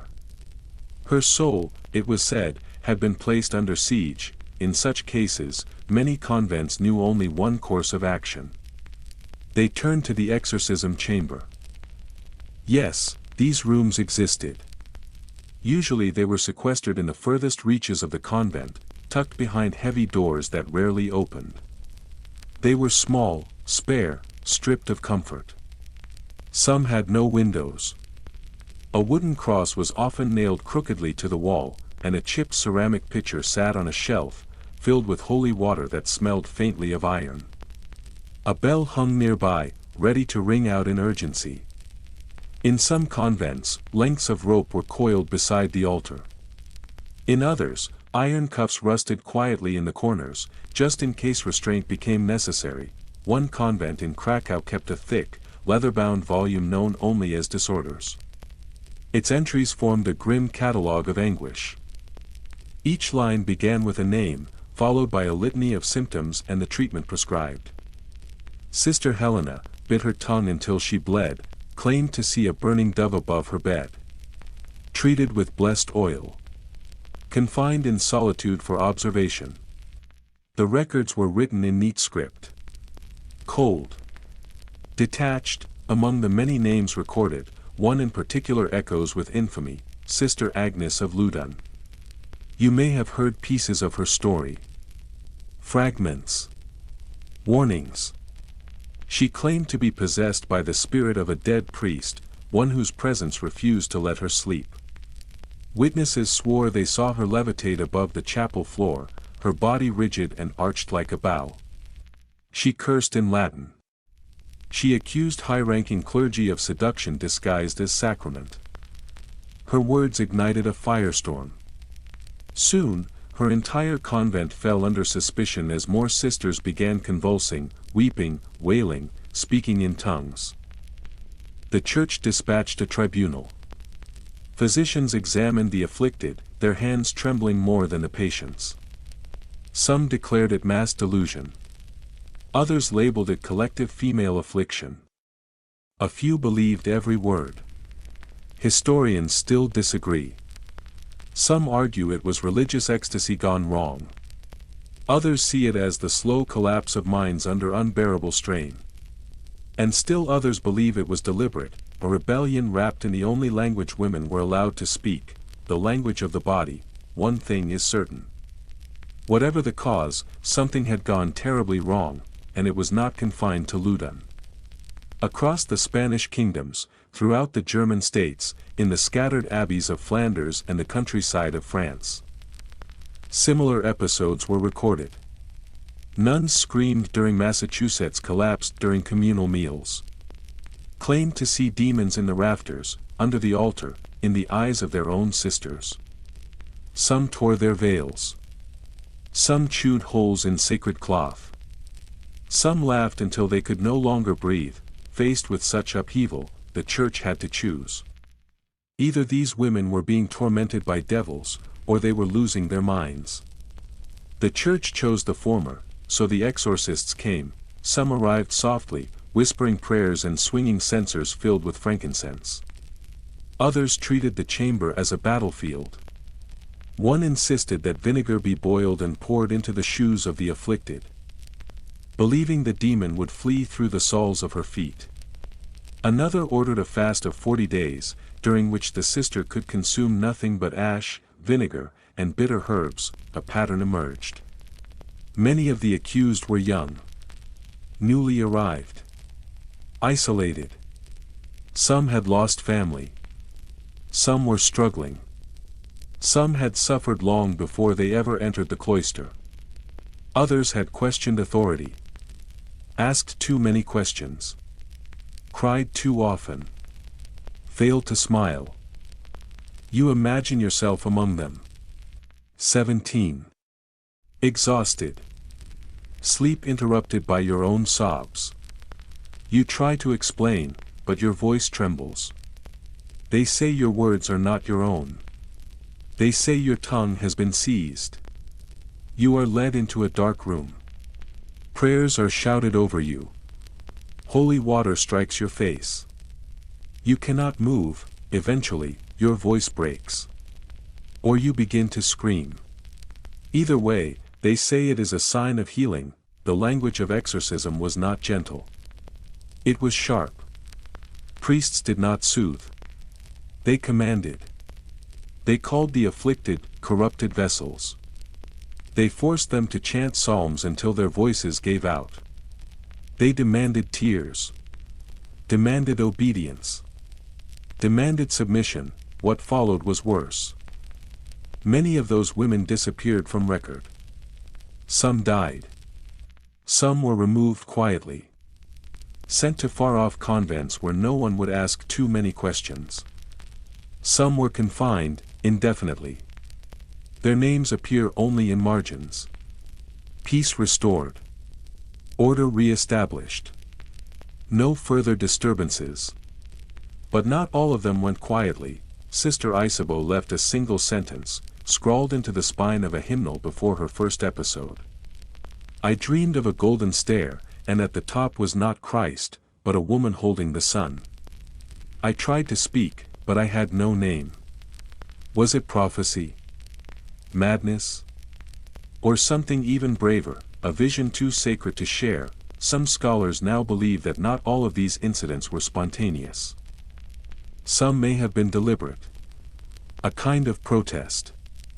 When a woman could not speak freely, her body cried out for her. Tremors became resistance. Fainting, a refusal. Screaming, a demand. Chaos, the only language that remained.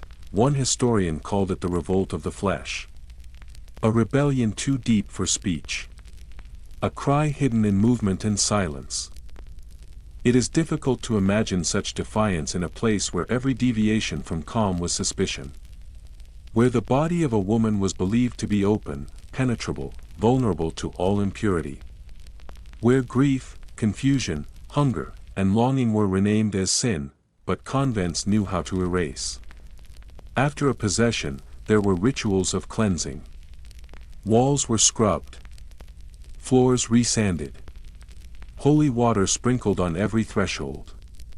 Sacred items were reblessed.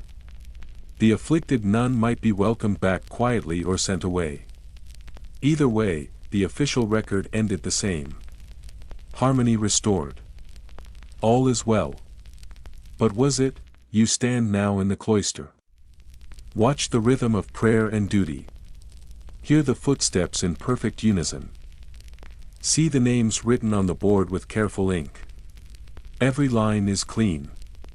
Every movement, rehearsed. But beneath the surface, something trembles. A current just out of sight. A tension unnamed. You wonder how many sisters walking beside you have felt it too. That edge. That breathless moment before collapse. That deep, unspoken need to tear off the veil and cry out their own name, just to hear it returned. Just to be reminded they still exist.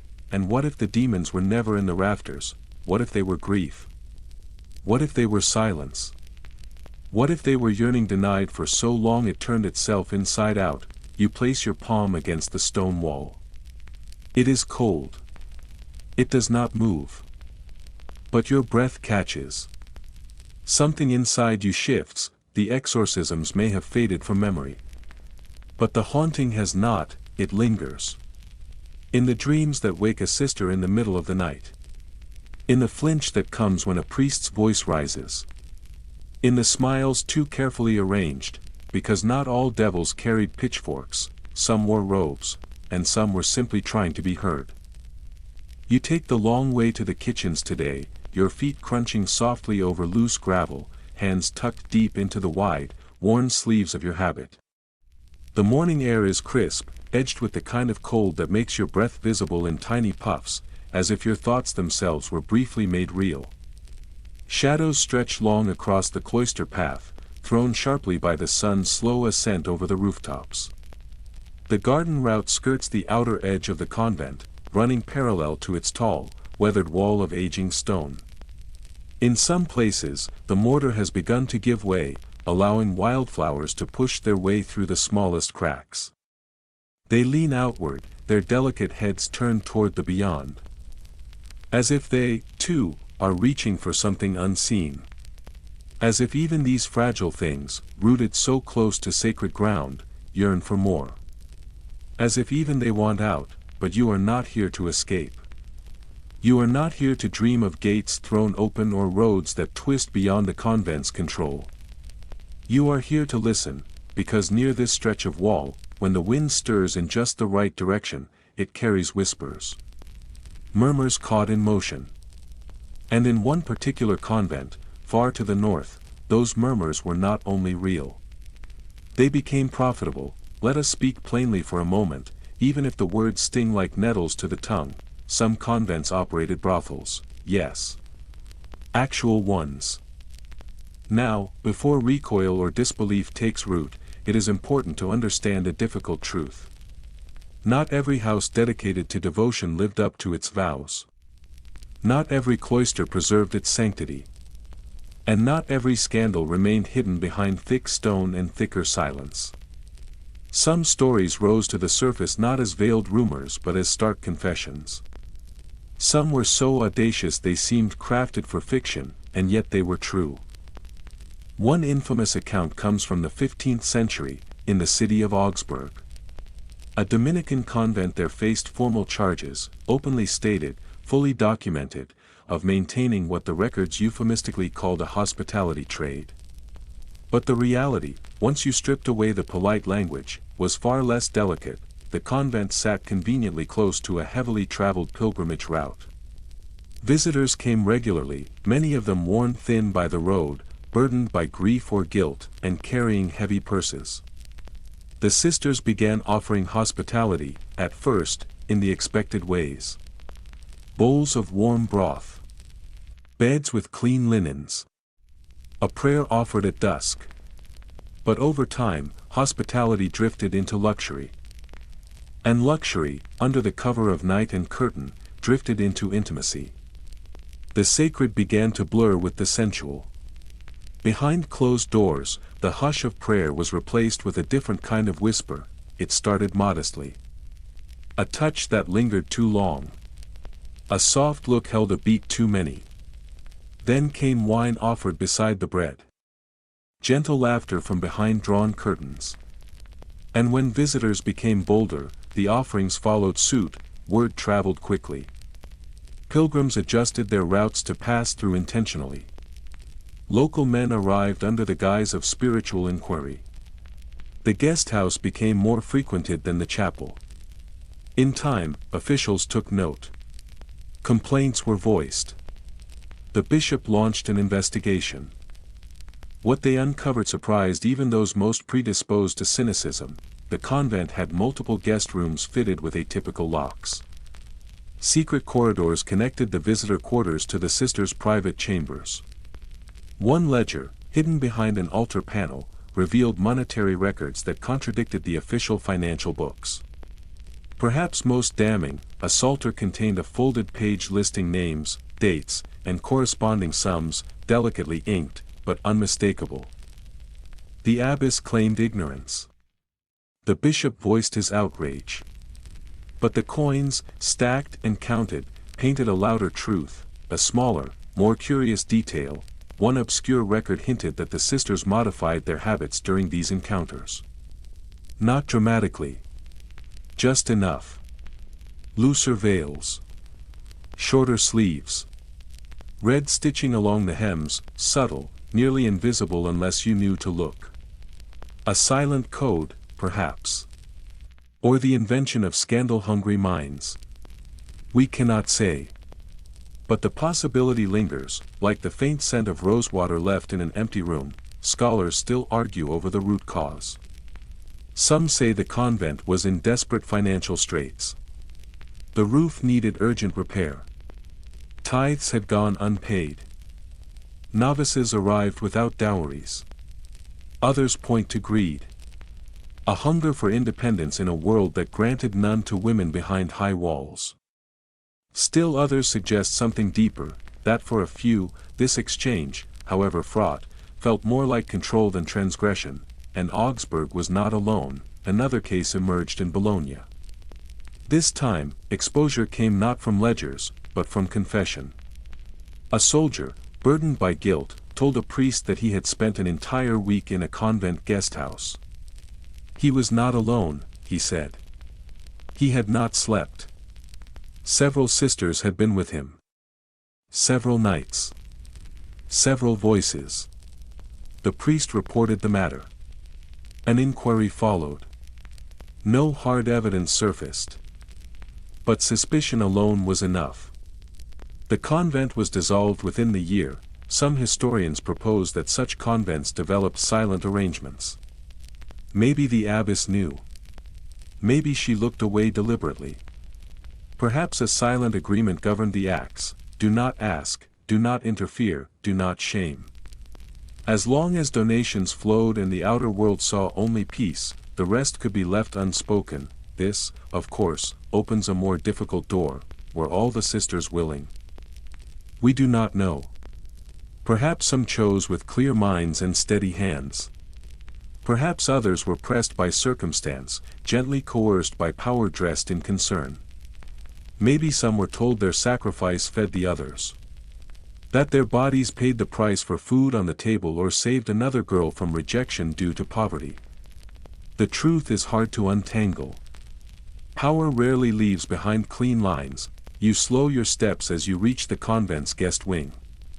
Light pours through the high, narrow windows, casting soft golden rays across the stone floor. A table nearby has been set for two.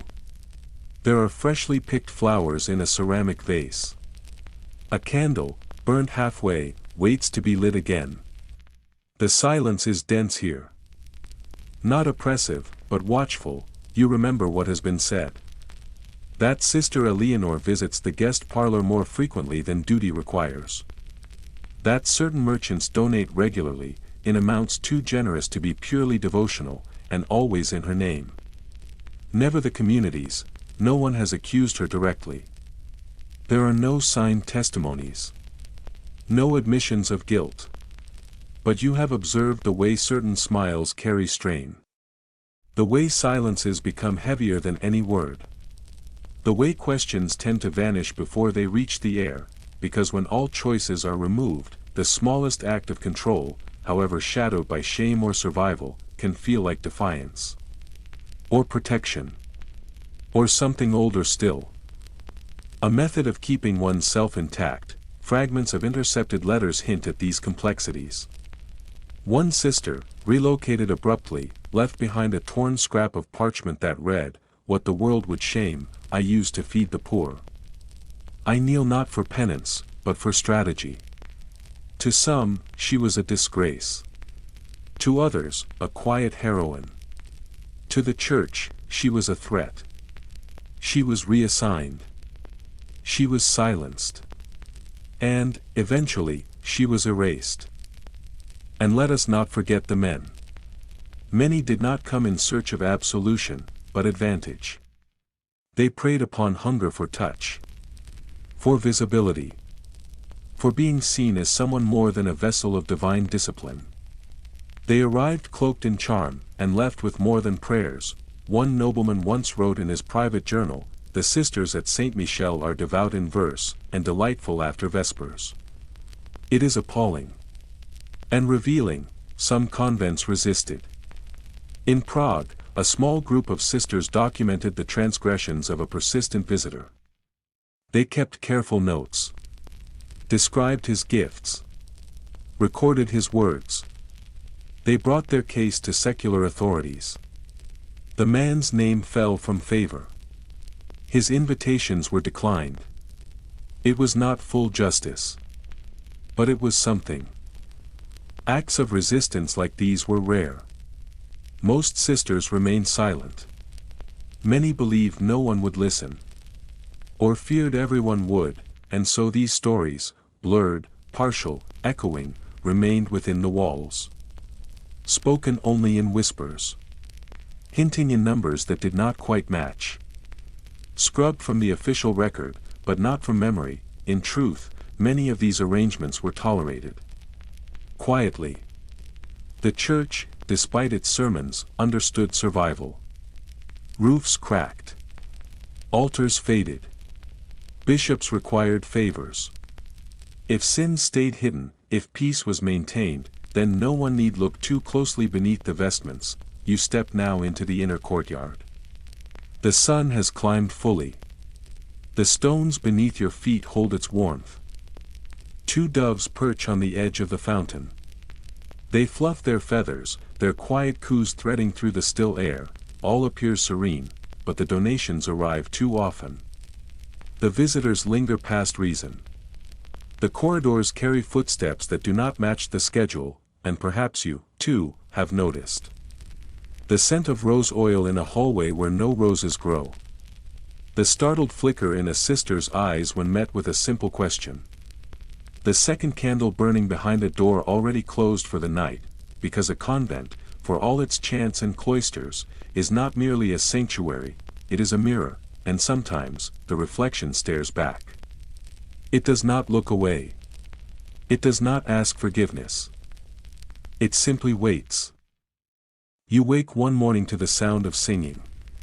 It is not the expected chant of lauds, not the ordered voices rising together in practiced harmony, but something softer. It trembles on the edge of breath, delicate and uncertain. It comes from the direction of the infirmary, where the early light filters in through the slats of high windows like breath exhaled through cotton. You move toward it before you even register your steps, bare feet silent against the chill of stone. Each step feels slower than the last, not from hesitation, but from a quiet reverence, as if approaching something fragile.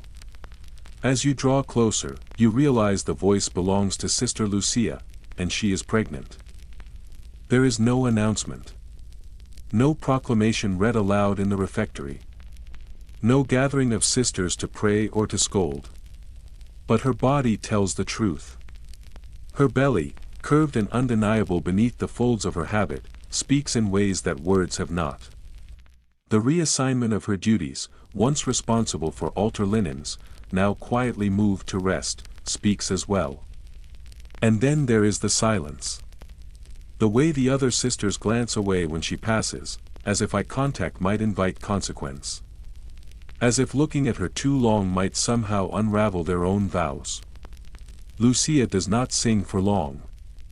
Her voice trails off into stillness, but the sound remains in the corridor like incense that has clung too long to stone. Pregnancy within convent walls was not common, but it happened, and when it did, it was never treated as a natural occurrence. It was not seen as a product of biology or chance. It was a rupture. An alarm bell. A wound in the seamless cloth of obedience. Because if a nun was a bride of Christ, then the presence of a child raised terrible questions. Whose child? What did it mean for her vows, her purity, her soul? What did it say about her body? About the very foundation of the sacred space. Some pregnancies were concealed for as long as they could be. The robes helped. Voluminous, forgiving, anonymous. Silence helped more. Averted eyes. Private meals. Long hours behind closed doors, other times, it could not be hidden. The belly swelled. The changes became visible. The whispers moved faster than prayer. What followed depended entirely on who was watching, and what they were willing to accept. In one convent in Bavaria, a nun who gave birth was immediately exiled. Her child was taken away without ceremony. Her name was struck from the registry, her record scratched out with red ink in cold authority. She was not executed. She was not imprisoned. But she was erased. Alive, and yet no longer counted. Her only surviving trace was found much later, a letter tucked behind a crumbling stone in the vestry wall. It read, "He had kind eyes. And I have no more prayers left." In a different convent, far from Bavaria, a rare moment of quiet leniency occurred. The abbess made private arrangements for the child to be raised by a local widow. The mother, the nun, was allowed to remain within the order, but only after swearing a second vow. She was never to speak of the child again. Not to the sisters. Not to the child. Not even in confession. The man's name was never recorded. Scholars still argue whether this was a moment of mercy, or another form of control. And the men, they were rarely named. Often they were priests. Sometimes they were guards. Occasionally travelers. In one particularly startling case, a wandering monk is believed to have visited 5 different convents over the span of 2 years. 3 of them later reported births. He called it pastoral care. The church, predictably, took no action. He was not discovered by any bishop, but by a midwife. She noticed something peculiar: all the infants bore the same crescent-shaped birthmark behind the ear. She made the connection. She sounded the alarm. The monk vanished. His name was scrubbed from records. His robes were passed on to another novitiate. The nuns, however, remained, and they carried their grief silently, raising it in secret, like a child without a name. A fragment from a 14th-century ledger reveals a quiet practice in certain regions. Nuns who had given birth were often relocated. The reason listed in the ledgers was spiritual recentering. The truth was likely more pragmatic. Population needs. Convents, like villages, needed to endure. And sometimes, that endurance came through flesh. It might seem unthinkable now, but some convents operated like small, enclosed towns. They grew their own food, brewed their own beer. Copied manuscripts, treated illness, buried their dead. And sometimes, when silence permitted, they perpetuated themselves.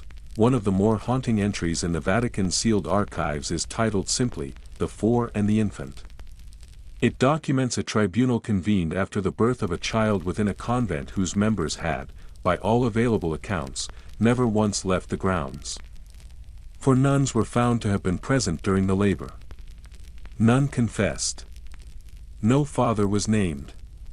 The child was taken. The convent was fined. The 4 sisters were sent to separate priories. No additional explanation was ever recorded. You passed the infirmary again that afternoon. The light has shifted. The door stands partially open. Inside, Sister Lucia rests, her face pale in the light, her breath slow and deep. One hand lies draped over her stomach, fingers curled protectively across the curve of her belly. Her fingers twitch now and then, as if remembering a lullaby from a world she was never meant to enter. Or perhaps, from a dream she was never meant to dream. You wonder what she will say, when the time arrives. Will she call it a miracle? Will she believe it to be a curse? Will she whisper that it was love? Or will she say nothing at all, her silence thicker than any confession? Because within these walls, even the most elemental act of life becomes something tangled and uneasy. There were convents where denial became doctrine. Sisters who miscarried were accused not of misfortune, but of indulgence. Gluttony. Sloth. Others who gave birth in secret were described in court records as wounded by demonic forces. One abbess claimed her sister's pregnancy had been caused by a cursed relic, touched during Lent without proper fasting. The Church, too, created its own language: immaculate delusions, unholy swelling, fleshly rebellion. But the one word they never said: mother. And what of the children born from these silent stories? Most were removed. Left anonymously at foundling homes. Handed off to local peasants. Sometimes taken by church institutions, baptized immediately, given new names, and raised without knowledge of origin. Their past was scrubbed away like soot from stone, until no trace of the woman who bore them remained. But not every child vanished. In rare and isolated instances, convents kept the babies. A few abbesses, unwilling to abandon what they saw as sacred life, chose to hide them. One such woman, in the Pyrenees, made a defiant declaration. She named her convent a refuge for the shamed and the sacred alike. Over the course of her tenure, she raised 3 children behind the walls. She called them proof of mercy, not evidence of sin. Rome was less charitable. The abbess was summoned to explain her decisions. She never returned, but the children did not disappear. One became a scribe. Another grew into a midwife. The third, a girl, was remembered by locals as the child who climbed trees and recited psalms to birds. Her name is not recorded, but her voice is still mentioned. You pause beneath the fig tree in your own courtyard. Its fruit has not ripened yet, but the branches are strong and wide, its leaves thick with early summer promise. You wonder what it might shelter someday. A small bundle, left beneath its boughs. Swaddled. Anonymous. A strip of linen tied with a name. A mother weeping on the far side of the wall. Her cries swallowed by stone and silence, because life, despite everything, finds its way, even here, and though the church may cross out names, rebuild what has been broken, and rewrite every vow ever spoken, it cannot erase blood, it cannot silence the thrum of a heartbeat, and it cannot unmake the first sharp cry of a newborn echoing through a corridor once meant only for prayers. The evening air clings to your skin like gauze stretched too thin, like fabric meant to veil rather than warm. It has weight, but no warmth, and it makes the corridor feel longer than usual. Candlelight dances faintly across the stone walls, trembling with each step you take. You follow the sound of footsteps, muffled and careful, trying not to let your own echo. Each movement is deliberate. Each breath, shallow. Tonight is not for prayer, it is for punishment, but not the kind spoken of in loud warnings. Not the crack of whips or the echo of chains against walls. Not the humiliating procession of floggings before the assembled sisters. Tonight, you are about to witness something quieter. Stranger. More ancient than doctrine. Older than dogma. More primal than fear. You are about to witness the way the church chose to deal with impurity when a sister transgressed the boundary between expectation and instinct. Between obedience and desire. Welcome to the world of sacred relics, and of shame rituals. You may have grown up believing that relics, those bones of saints, fragments of the cross, scraps of holy cloth, existed to uplift. To inspire awe and reverence. And they did. On feast days, during solemn mass, or when carried in golden reliquaries through candlelit processions, they reminded the faithful of divine mystery and human sacrifice. But relics served another purpose. One spoken of less often. One that lived in the shadows.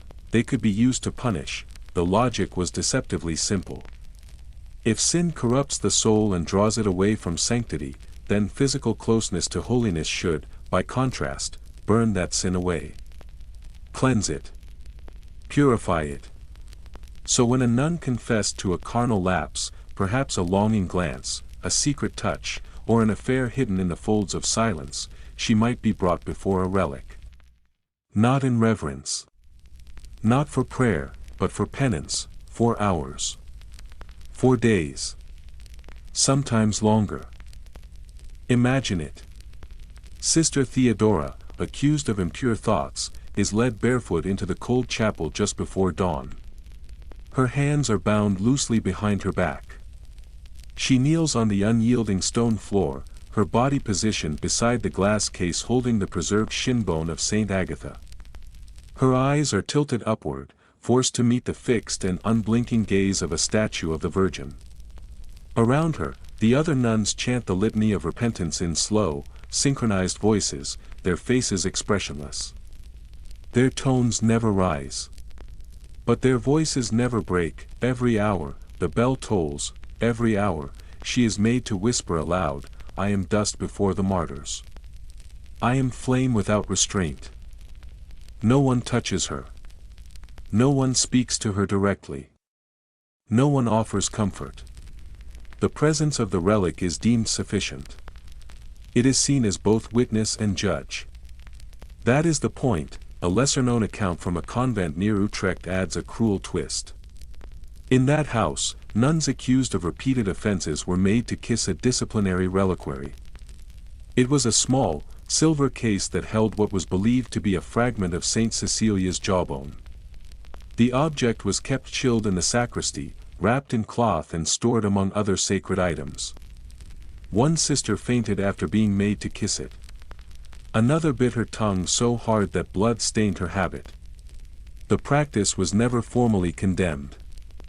Historians continue to argue whether these acts were intended as sincere spiritual healing or something closer to ritualized humiliation.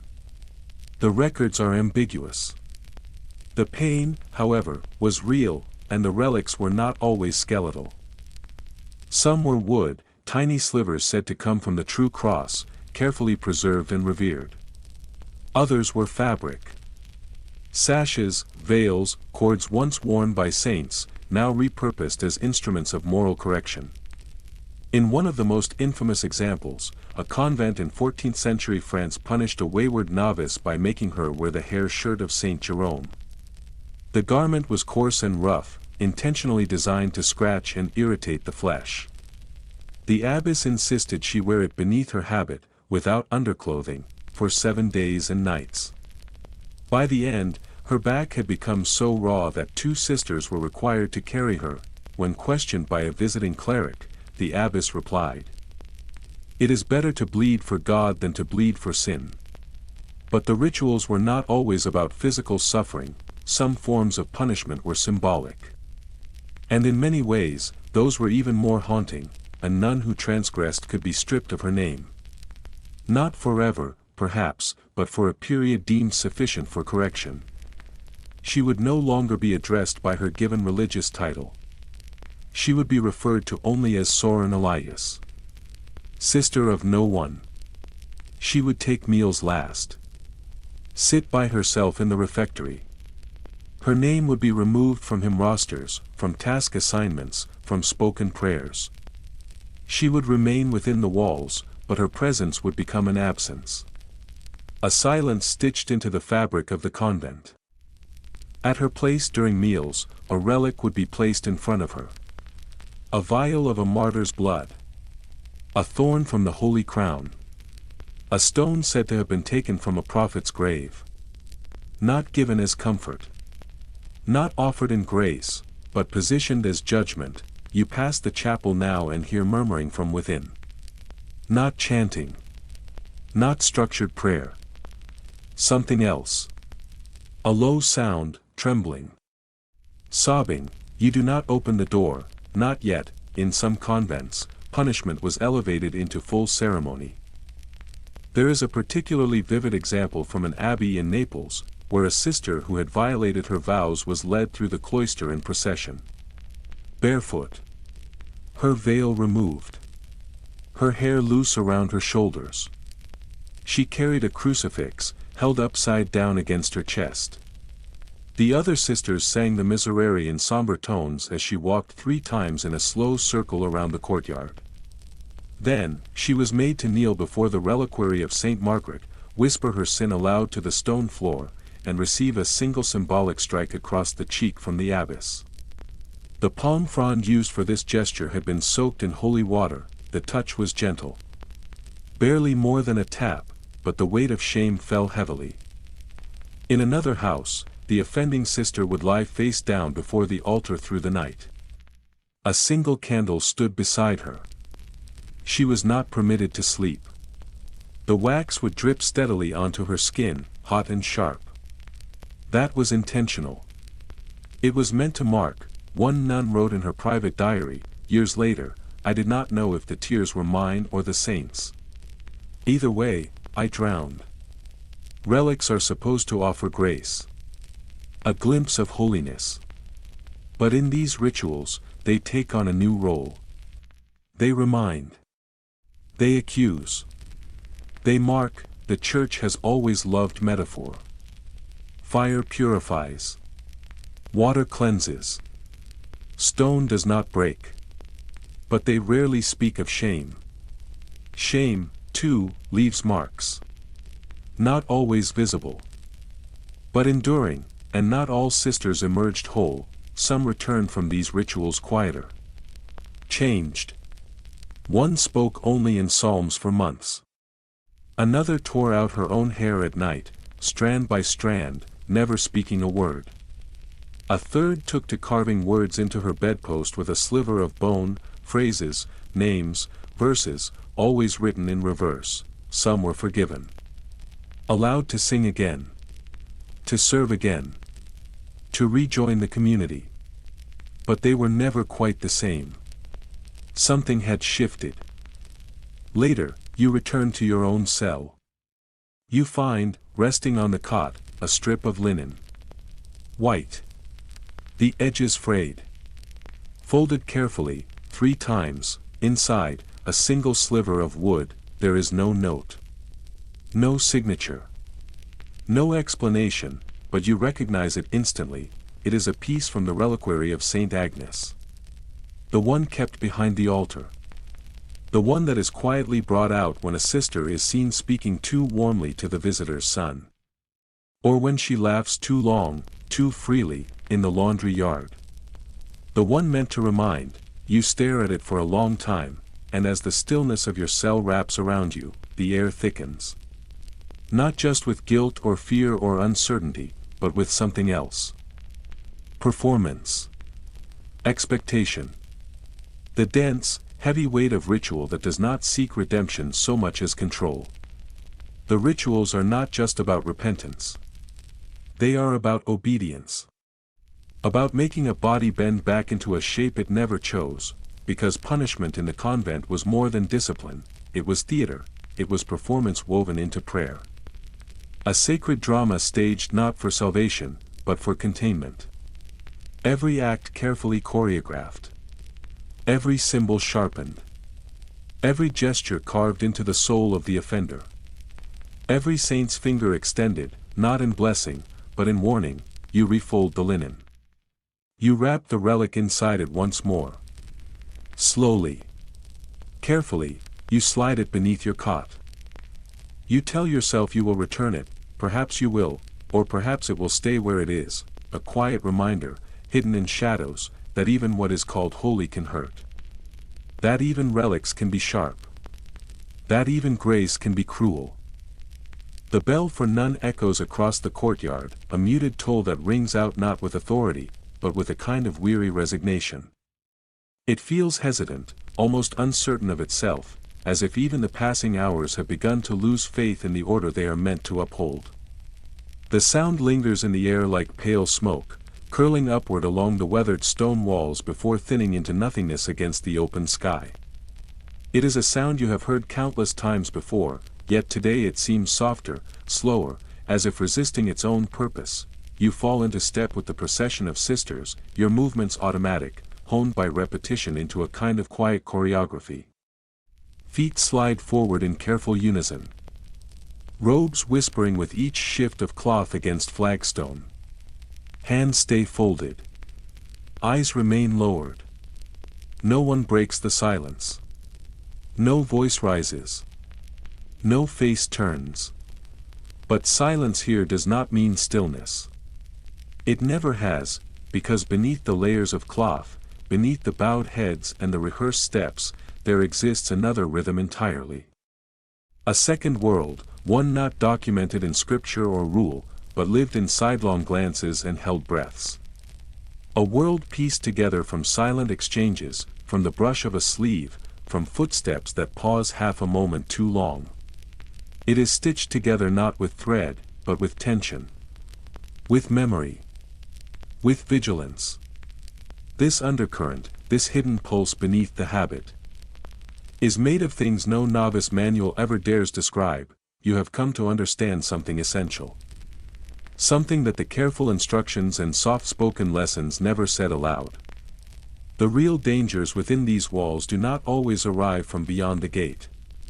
They do not come riding under banners of heresy, or cloaked in the threat of foreign ideas. Sometimes, they kneel beside you at vespers. Sometimes, they share your bread and pass the salt. The church was always afraid. It feared witches and unbridled longing. It feared women who read too freely, who bled too openly, who touched each other with hands not meant for violence. It feared the ungoverned blossoming of a woman's body. But perhaps, above all that, what it feared most deeply was something even simpler. Women aligned. Or worse, women divided. Inside these walls, a quieter order thrived. One not enforced by chains or shouted commands, but by the eyes and ears of those it claimed to protect. A surveillance system dressed in piety and cloaked in love. It wore the face of care. It spoke the language of righteousness. But it was sharp as glass. You were taught, from your first morning here, that your soul belonged to God. But your sister's soul, that was your charge. Her behavior your burden. Her faults, your concern. And where there was sin, there would be signs. Stains. Threads to follow. Threads to pull, so you were taught to observe, and more than that, you were taught to speak. The abbesses did not merely tolerate this culture. They cultivated it. Encouraged it. They smiled as they asked for observations, praised as they heard quiet confessions, rewarded those who watched closely. You were invited to reveal not just your own missteps, but those you had glimpsed in others. A sister lingering near the rose bushes after supper. One who paused too long before a crucifix. One whose cheeks flushed too quickly in the presence of the infirmary chaplain. A candle left burning long after Compline, flickering alone in a darkened hallway. Each tiny gesture, isolated, meant nothing. But repeated, they built a case. And the case, once assembled, demanded correction. Fringe detail: in one German convent, the system had a name. Custodia Cordis. The guard of the heart.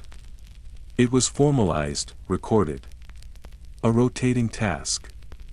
Each sister was assigned another to silently observe for a full week.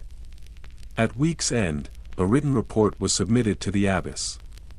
Some of these reports were brief, little more than lists. Sister Agatha spoke during the midday meal. Sister Magdalena failed to kneel in full reverence. Others were more pointed.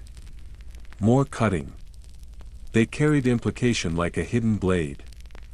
Sister Clara adjusted her veil 3 times during confession. Sister Regina touched the windowsill with trembling fingers when no one else was present. Enough repetition made a pattern. Enough patterns made a danger. And danger always, inevitably, led to action. Historians argue still about the purpose of these rituals. Some say it was meant to foster a communal righteousness, to build an inner strength against temptation. Others believe it was designed to fracture trust before trust had a chance to bloom. To cut the root before the vine could spread. But most now agree it did both.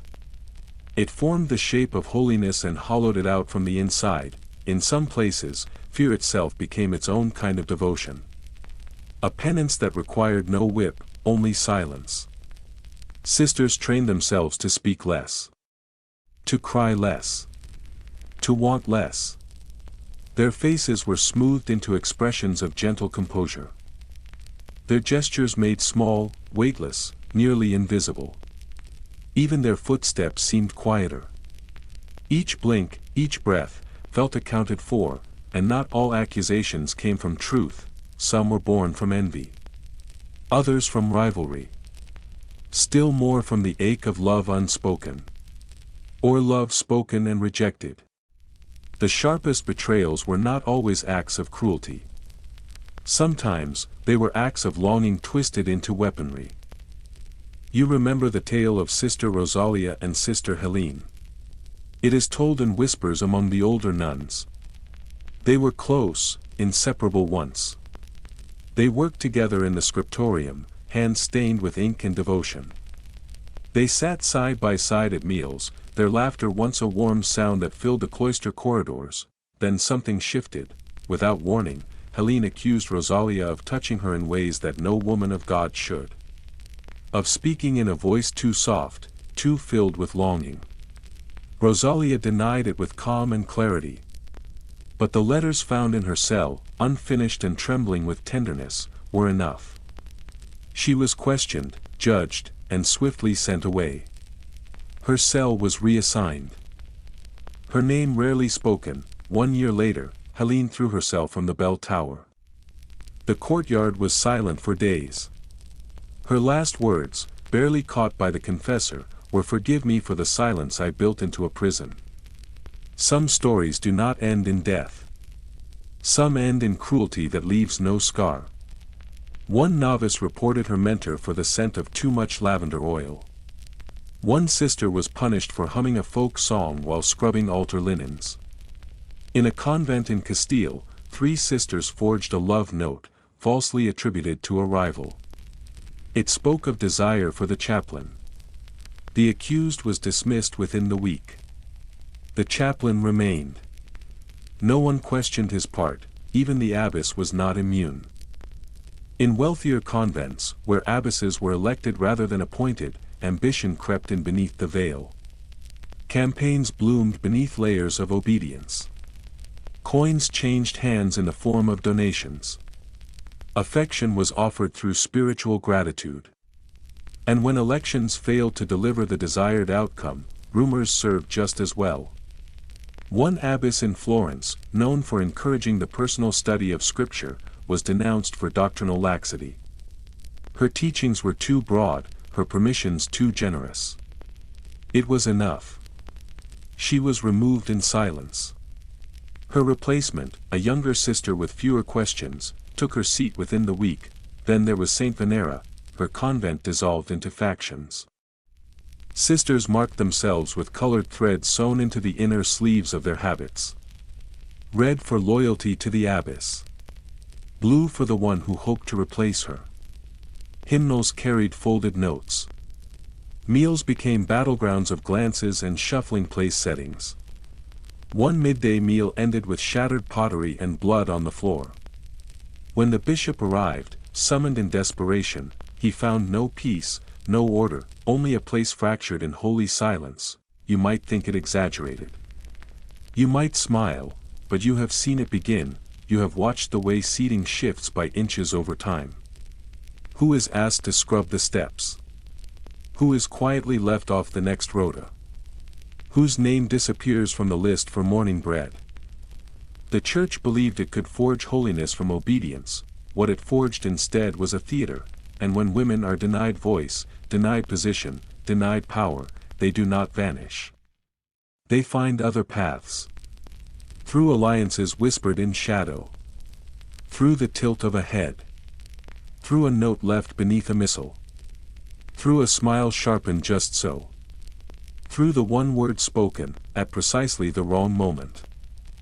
Fringe detail, some convents kept small stone rooms called listening cells. These were not punishment. Not openly. They were meant for reflection. For renewal. The accused were placed there for days at a time, expected to pray. To think. To purify themselves. Occasionally, they were visited. Not by confessors, but by unnamed sisters chosen to offer guidance. These visits were rarely gentle. Words were soft, but sharp.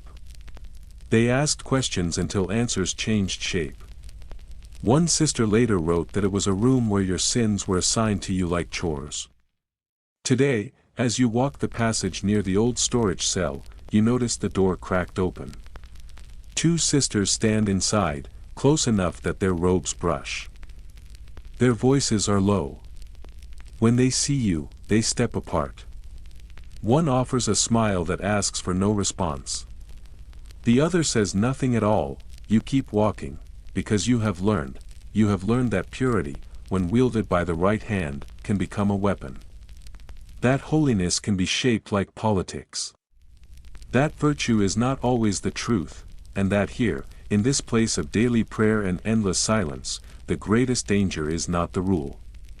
Not the priest.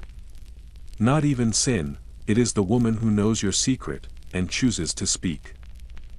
The afternoon sun drapes itself lazily across the high convent windows, pouring golden light into the great hall in slanted sheets.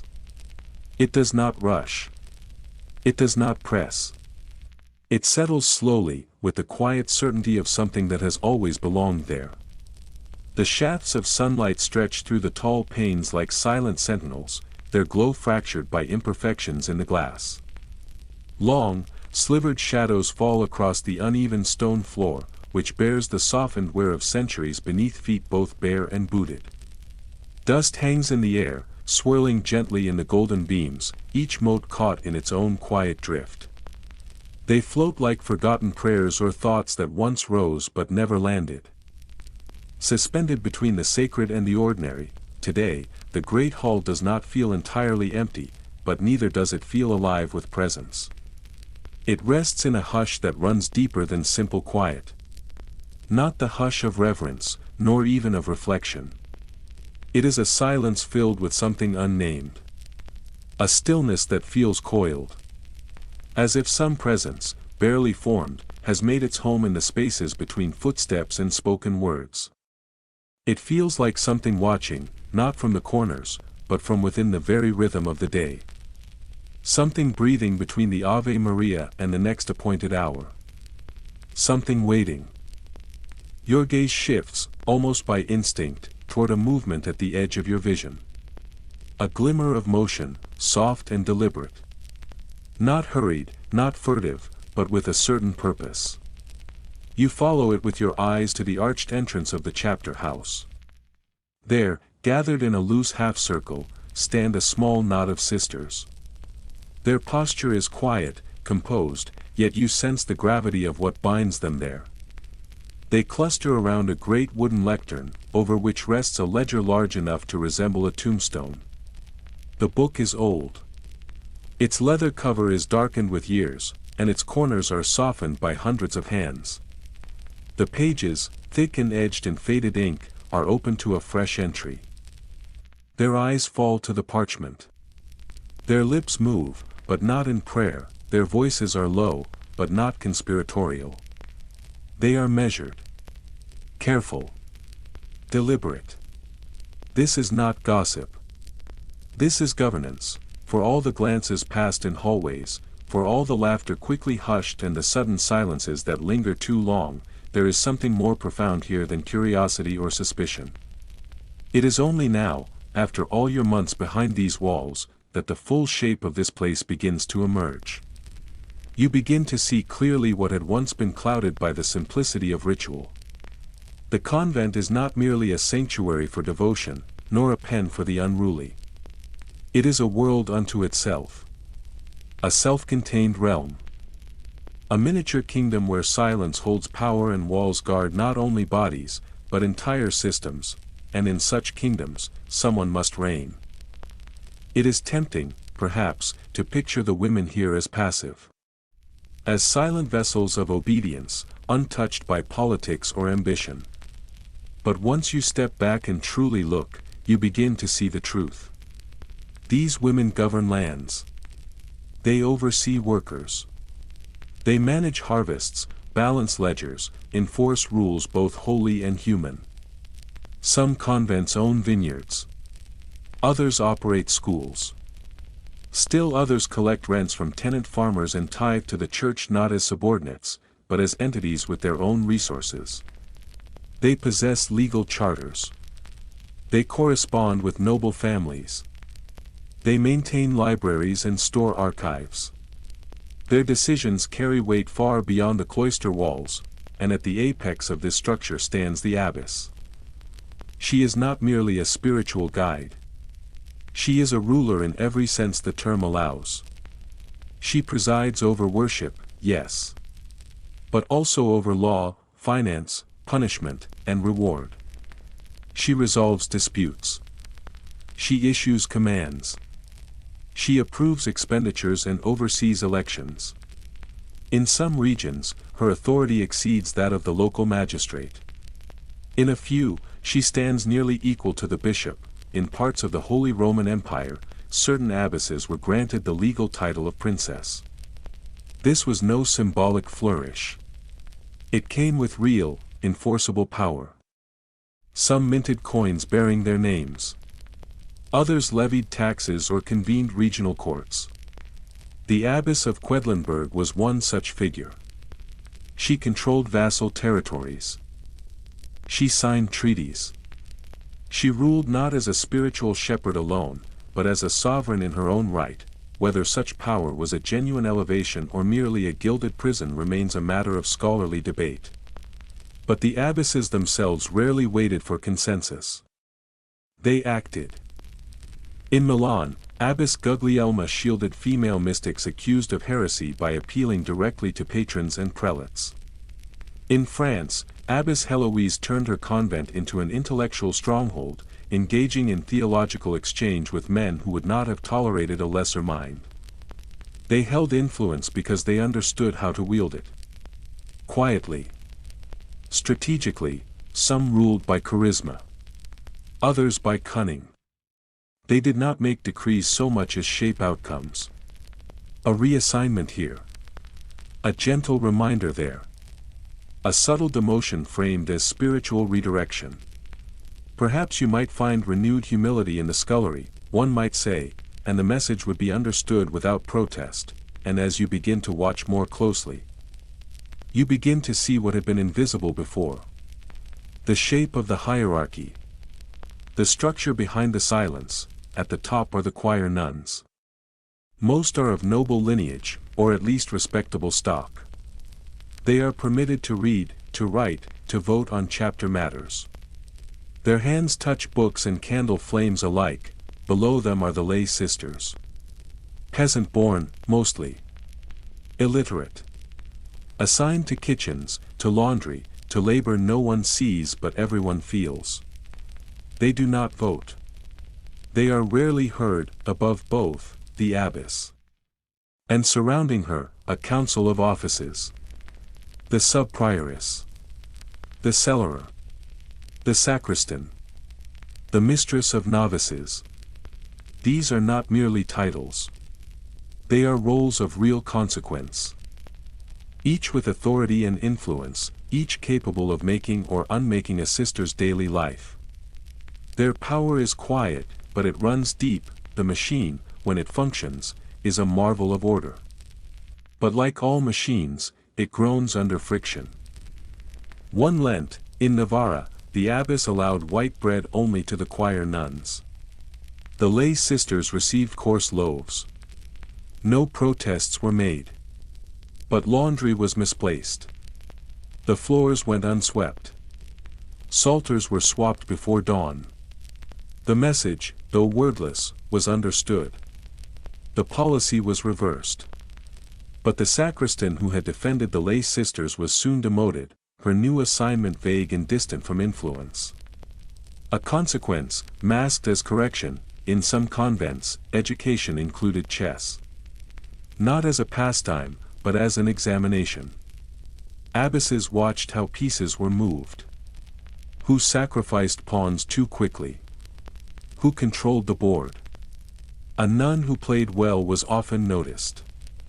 A nun who played quietly, and won consistently, was marked for higher things. You think of Sister Miriam, she does not play.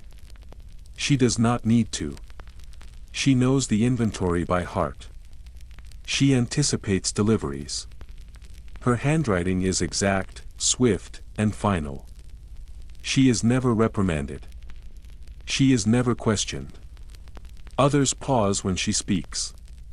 One day, you are certain, her veil will carry more than simple cloth.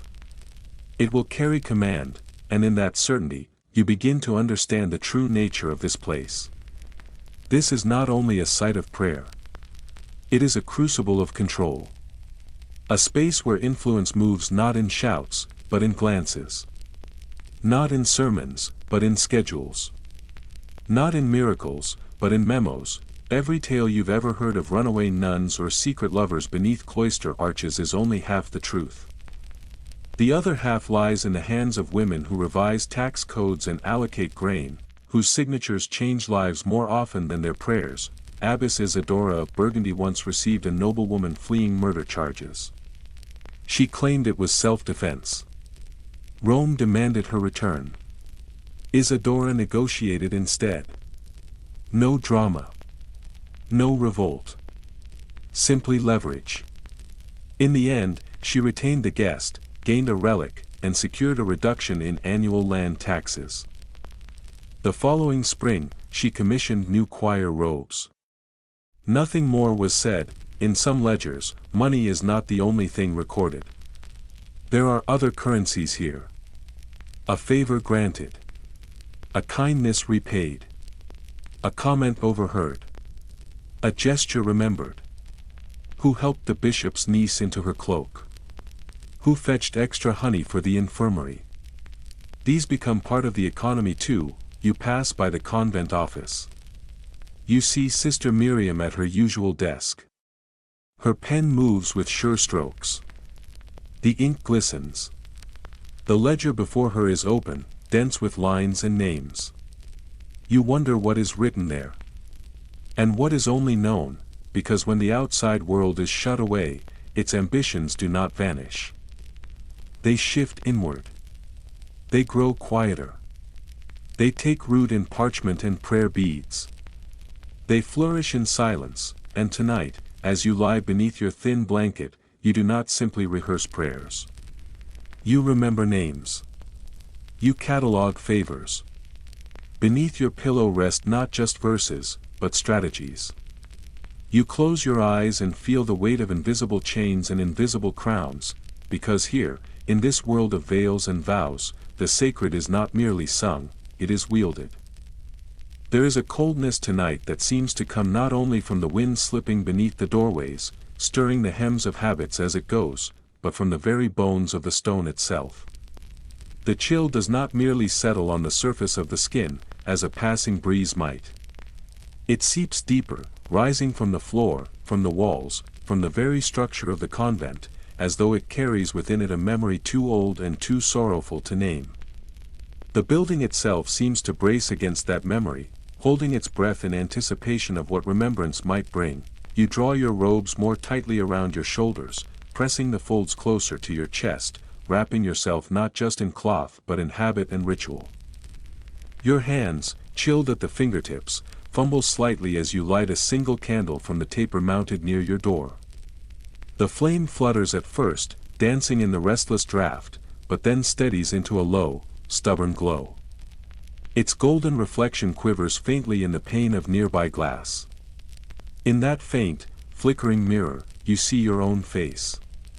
It is a face you have seen each evening for years, yet somehow tonight it seems different. The contours are familiar, but the eyes catch your attention. They look more tired, the skin beneath them shadowed, the lines at the corners deeper. They are not the marks of simple aging. They are something else. Something accumulated, you wonder. Briefly, whether time behaves differently within these walls. Whether the days grow denser here, the weeks stretching longer than they do in the world beyond the gate. Whether each toll of the bell thickens the air, weaving the hours tighter around you. And then, suddenly, you remember. There was a time before. A time when the convent's stone did not press so heavily upon the spirit. When the cloisters felt more like sanctuary and less like entombment. When the weight of what had happened here had not yet settled into every crevice and corridor. When these walls did not seem to listen for footsteps that would never return. That was before the plague, before the carts arrived in the villages, their wheels groaning under the burden of too many dead. Before the air itself grew still with fear. Before the silence that came was not a gentle silence of prayer, but a silence that thickened the throat and choked the voice. The Black Death did not spare the holy. It did not pause at stained glass. It did not hesitate at the scent of incense or the sound of psalms. It pressed through cloister gates with the same quiet cruelty it brought to markets and alleyways and manor halls. The stone of the convent was no shield. The purity of devotion offered no protection. And when the plague passed through, it left more than absence in its wake, it left behind a kind of rupture. A shifting of the old world into something unknown. You might think that the sisters, confronted with such terror, would only turn more inward. That they would respond to death with greater isolation. Some did. Some fasted more fervently, prayed more urgently, sealed their doors and tightened their vows. But others found themselves compelled in the opposite direction. They stepped past the thresholds that once marked sacred from profane. They loosened the boundaries between cloister and world. They opened not only their gates, but their hands, their arms, their hearts. Because when streets emptied, and when even physicians fled, it was the sisters who remained. They entered the pest houses. They tended to the stricken. They held the hands of the dying and whispered prayers into ears already deafened by fever. They prepared bodies for burial when no one else dared to come near. They became not only witnesses, but bearers. In some places, such courage was met with admiration. In others, it stirred unease. A record survives from a convent in Avignon. In the span of one bitter month, 2/3 of its members were taken. The few who survived were not praised. They were feared. The townspeople asked sharp-edged questions, their curiosity lined with accusation. Why had these women lived while so many others perished? What secret did they keep? The sisters, exhausted and hollowed by grief, answered with the only explanation they had. They said, "We prayed." But prayer, it seemed, was not always enough to quiet suspicion. Fear bred its own logic. One abbess was seized from her quarters and dragged before authorities. Her possessions were searched. Her body examined. They found nothing unusual. No powders, no charms, no hidden books. Only a wooden crucifix, split clean down the center. It did not matter. The damage was done. Trust had withered. The lines between reverence and doubt began to blur. Elsewhere, the rules that had governed monastic life for centuries began to crack. As clergy fell to the plague in numbers too great to replace, the Church reluctantly made exceptions. In certain dioceses, the strict rules of enclosure were suspended. Temporarily, yes, but meaningfully. Nuns were allowed beyond their convents, not for pilgrimage or retreat, but for need. They dug graves. They carried the orphaned in their arms. They offered final blessings over the infected. They spoke prayers of parting with voices rough from days spent breathing spoiled air. In some parishes, they took on rites once reserved for priests. The scrolls may have called it heresy. But in practice, it preserved lives. And once that veil of isolation had been lifted, even briefly, not all could return to the life they had once known. They had seen too much. They had held too many. They had watched death make no distinctions. And they had acted. They had endured. Their hands bore new skills. Their minds bore new questions. Their hearts had been reshaped. One nun, her ink faded to near invisibility, left behind a letter preserved in a monastery archive. She wrote, "What is a vow if your prayers echo unanswered in an empty chapel? If the wine curdles in a cup and the novice dies with her sleeves unsewn?" Another sister, her words stripped of ornament, simply wrote, "We are no longer brides. We are widows." That phrase lingers, because so many of these women had entered the religious life young, barely more than children. They believed in purity, in sacrifice, in giving their entire lives to God. They saw themselves as brides to the divine, cloaked in sacred purpose. The plague tore through that illusion.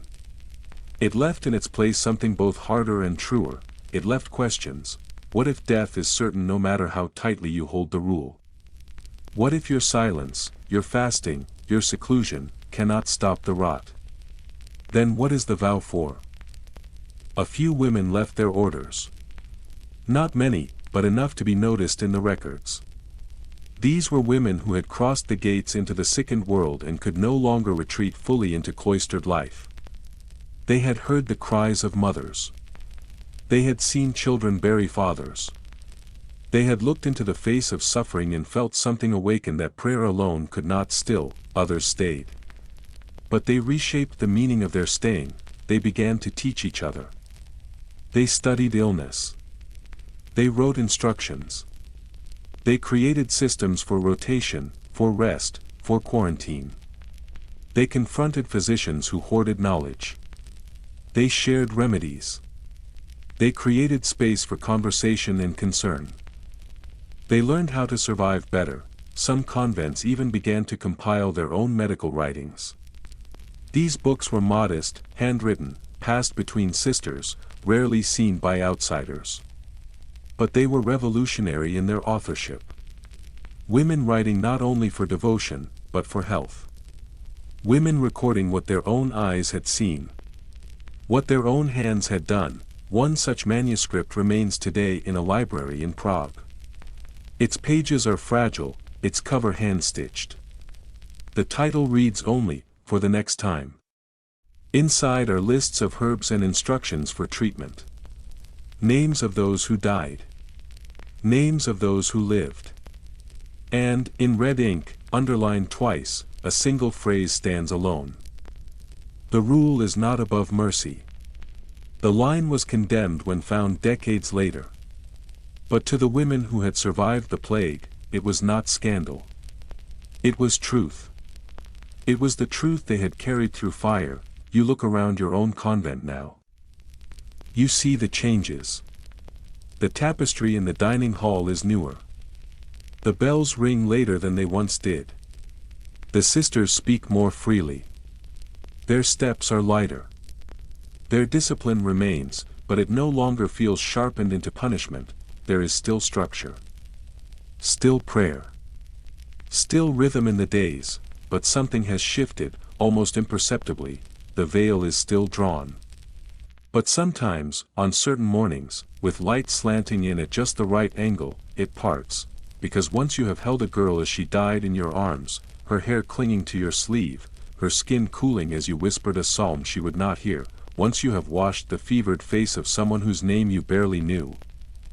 Once you have offered mercy where rules offered none, you begin to understand, obedience is not the only form of holiness. Sometimes, holiness is presence. Sometimes it is compassion in the face of silence. Sometimes it is a choice made with trembling hands. Sometimes it is a refusal to look away, and sometimes, it is simply surviving. And remembering what survival asked of you. Who it made you become, because what remains, after the plague is gone, is not only the memory of death, it is the memory of the living. Of what they learned. Of how they endured. Of how, even in silence, they kept speaking. It is nearly midnight, and the convent has fallen into a stillness so complete it feels etched into the very bones of the stone itself. The quiet is not just the absence of sound, but something deeper, something shaped and settled over years, like the careful smoothing of cloth over an altar. No bells echo from the tower tonight. No chants drift from the chapel, wrapped in Latin syllables. No footsteps stir along the time-worn floors of the halls, where the stone tiles hold the memory of countless shoes and sandals and the long sweep of hems. The silence is so profound that even your own breath feels like an intrusion, something too loud, too living. For this hour, only the softest sounds remain. The faint creak of old beams adjusting beneath the weight of cold. The gentle tick of cooling iron. The delicate flutter of a moth brushing against the window frame, its wings tapping lightly as it circles the faint golden glow that spills from your cell. The taper still burns, a small stubborn flame that dances, yet refuses to die. Its flicker casts long shadows across the walls, shifting with every draft, a fragile but steady presence in the otherwise consuming dark. You should sleep. Your body asks for it with an ache that settles into your limbs, a heaviness that pulls at your shoulders and closes your eyes. The rule expects it. The rhythm of convent life demands it. But something deep within you resists. Something unseen keeps you sitting upright, your spine straight against the cold wood of the cot, your hands resting motionless in your lap. Not folded in prayer, but held in stillness, because tonight feels different. Tonight, you are not listening for footsteps in the corridor, or for the scrape of a latch. You are not listening for the bell that calls to prayer, or the sigh of another sister shifting in her sleep. Tonight, you are listening for something older. Something less tangible. Something that rises not from the present, but from the past. You are listening for memory, and as you sit quietly in your narrow cell, your back pressed to the wall that has stood longer than your lifetime, you begin to feel the weight of everything these stones have held. The years, yes. But more than that, the stories. They are everywhere. They move through the cloisters like breath, unseen but always near. They hum in the rafters and slip through the gardens, barely more than a whisper. They pass beside you in the corridor, brushing your arm like a memory. They lean close when the wind stirs the ivy, when the candle flutters, when the veil lifts for a moment and falls again. Not every secret shouted. Not every scandal screamed. Some moved quietly, almost gently, winding themselves into the architecture like ivy, curling through stone, inching upward year by year until they were no longer separate from the walls that bore them. There was the sister who never smiled. Not during worship.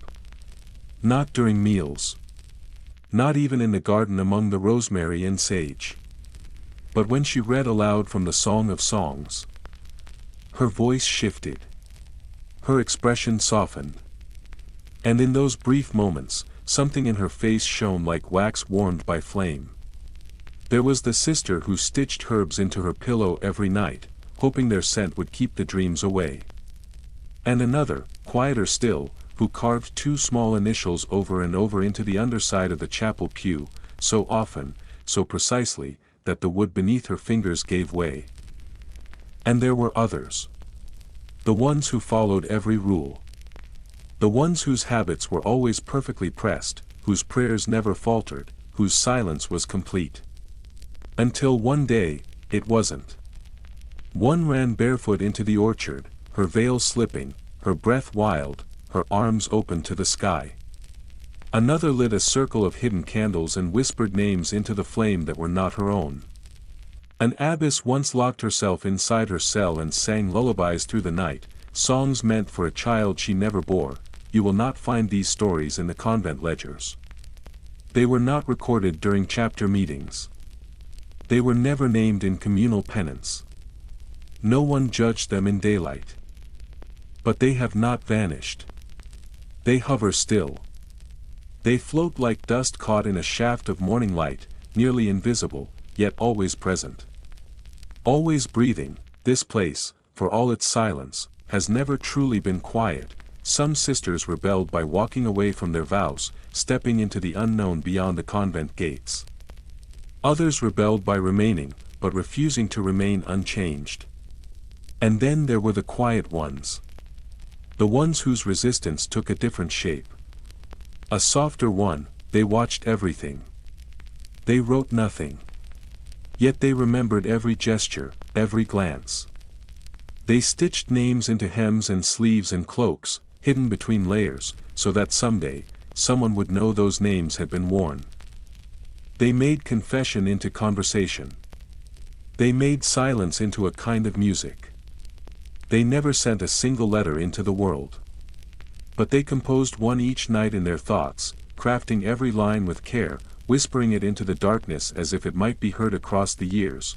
You reach out now, your finger trailing lightly across the windowsill, and draw a name in the thin layer of dust. It is not your name. But it could be. It might have been. It feels familiar, as if it were passed to you in a dream, or in the hushed voice of a sister long gone. Because in the end, this story is not about grand disobedience or dramatic fall. It is not about scandal or shame, it is about longing, the kind of longing that does not shout. The kind that settles quietly in the corners of your thoughts. The kind that smells of beeswax and lavender and old ink. The kind that weaves itself into the fabric of habit and veil, pressing gently, endlessly, into the surface of stone. The kind that leaves no scar but never fades. The kind that hums softly long after the candle has been blown out. Long after the chapel doors are locked against the night. Long after the voices fall silent, you lie down slowly, letting your body sink into the straw-filled mattress. It rustles beneath your weight, the familiar sound strangely comforting. The wooden frame creaks in the same places it always does, like a memory repeating itself. The wind moves against the shutters, slow and searching, but does not ask to come in. It only lingers. It listens. There will be no bell to wake you tomorrow. No confession to be spoken. No penance to perform. No record to be written. Only the garden, breathing softly beneath the stars. Only the faint possibility of footsteps in the distance, real or imagined. Only you, and all the women who have passed through these halls before you. Some trembling. Some steadfast. Some questioning. All of them changed. All of them still here. In some small way. Unseen, perhaps. But not forgotten. They were silenced, yes. But they still sing. Quietly, yes. But clearly, now, take a breath, let your hands grow still, let your thoughts soften, let the night cradle you, as it once cradled them, because the story has reached its final page, and you are safe now. You've made it, the garden has gone quiet. The veils have settled over the sleeping faces of your sisters. The voices that once filled the corridors with secrets wrapped in laughter, the psalms that once rose and cracked under strain, the names once whispered in hidden corners, have all been laid to rest, only candlelight remains now. Gentle. Steady. Fading, and your own breath, slow and even, the stories you have just heard may have felt too strange to believe, too tender to be real, too raw to be imagined. But they were not inventions. Not entirely. They were born from real words written in the margins of forgotten ledgers, found behind crumbling stones, recorded in the journals no one was meant to read. These stories waited, sometimes for centuries, to be remembered. Tonight, they were. You walked with women who dreamed inside cloistered cages, and who dared, if only for a heartbeat, to reach beyond the bars. They were not saints, though some were called that. They were not heretics, though some were accused. They were human. Wanting. Hoping. Remembering. Writing their resistance in silence, and now, you rest where they once rested, no bells will ring for some time, no eyes follow you, the stone is cool beneath you, solid and grounding. The air hums with the distant voice of a nightbird you will never see. Your thoughts grow slower now, folding in on themselves like linen smoothed over a table. Let them fold, let them drift, let them sleep. You are not in a convent now, you are somewhere softer, somewhere kinder, and all that once pressed against your ribs, guilt, fear, longing, has stepped back into the shadows to give you space. Let your breath steady, let the last light go out, let the garden close its eyes.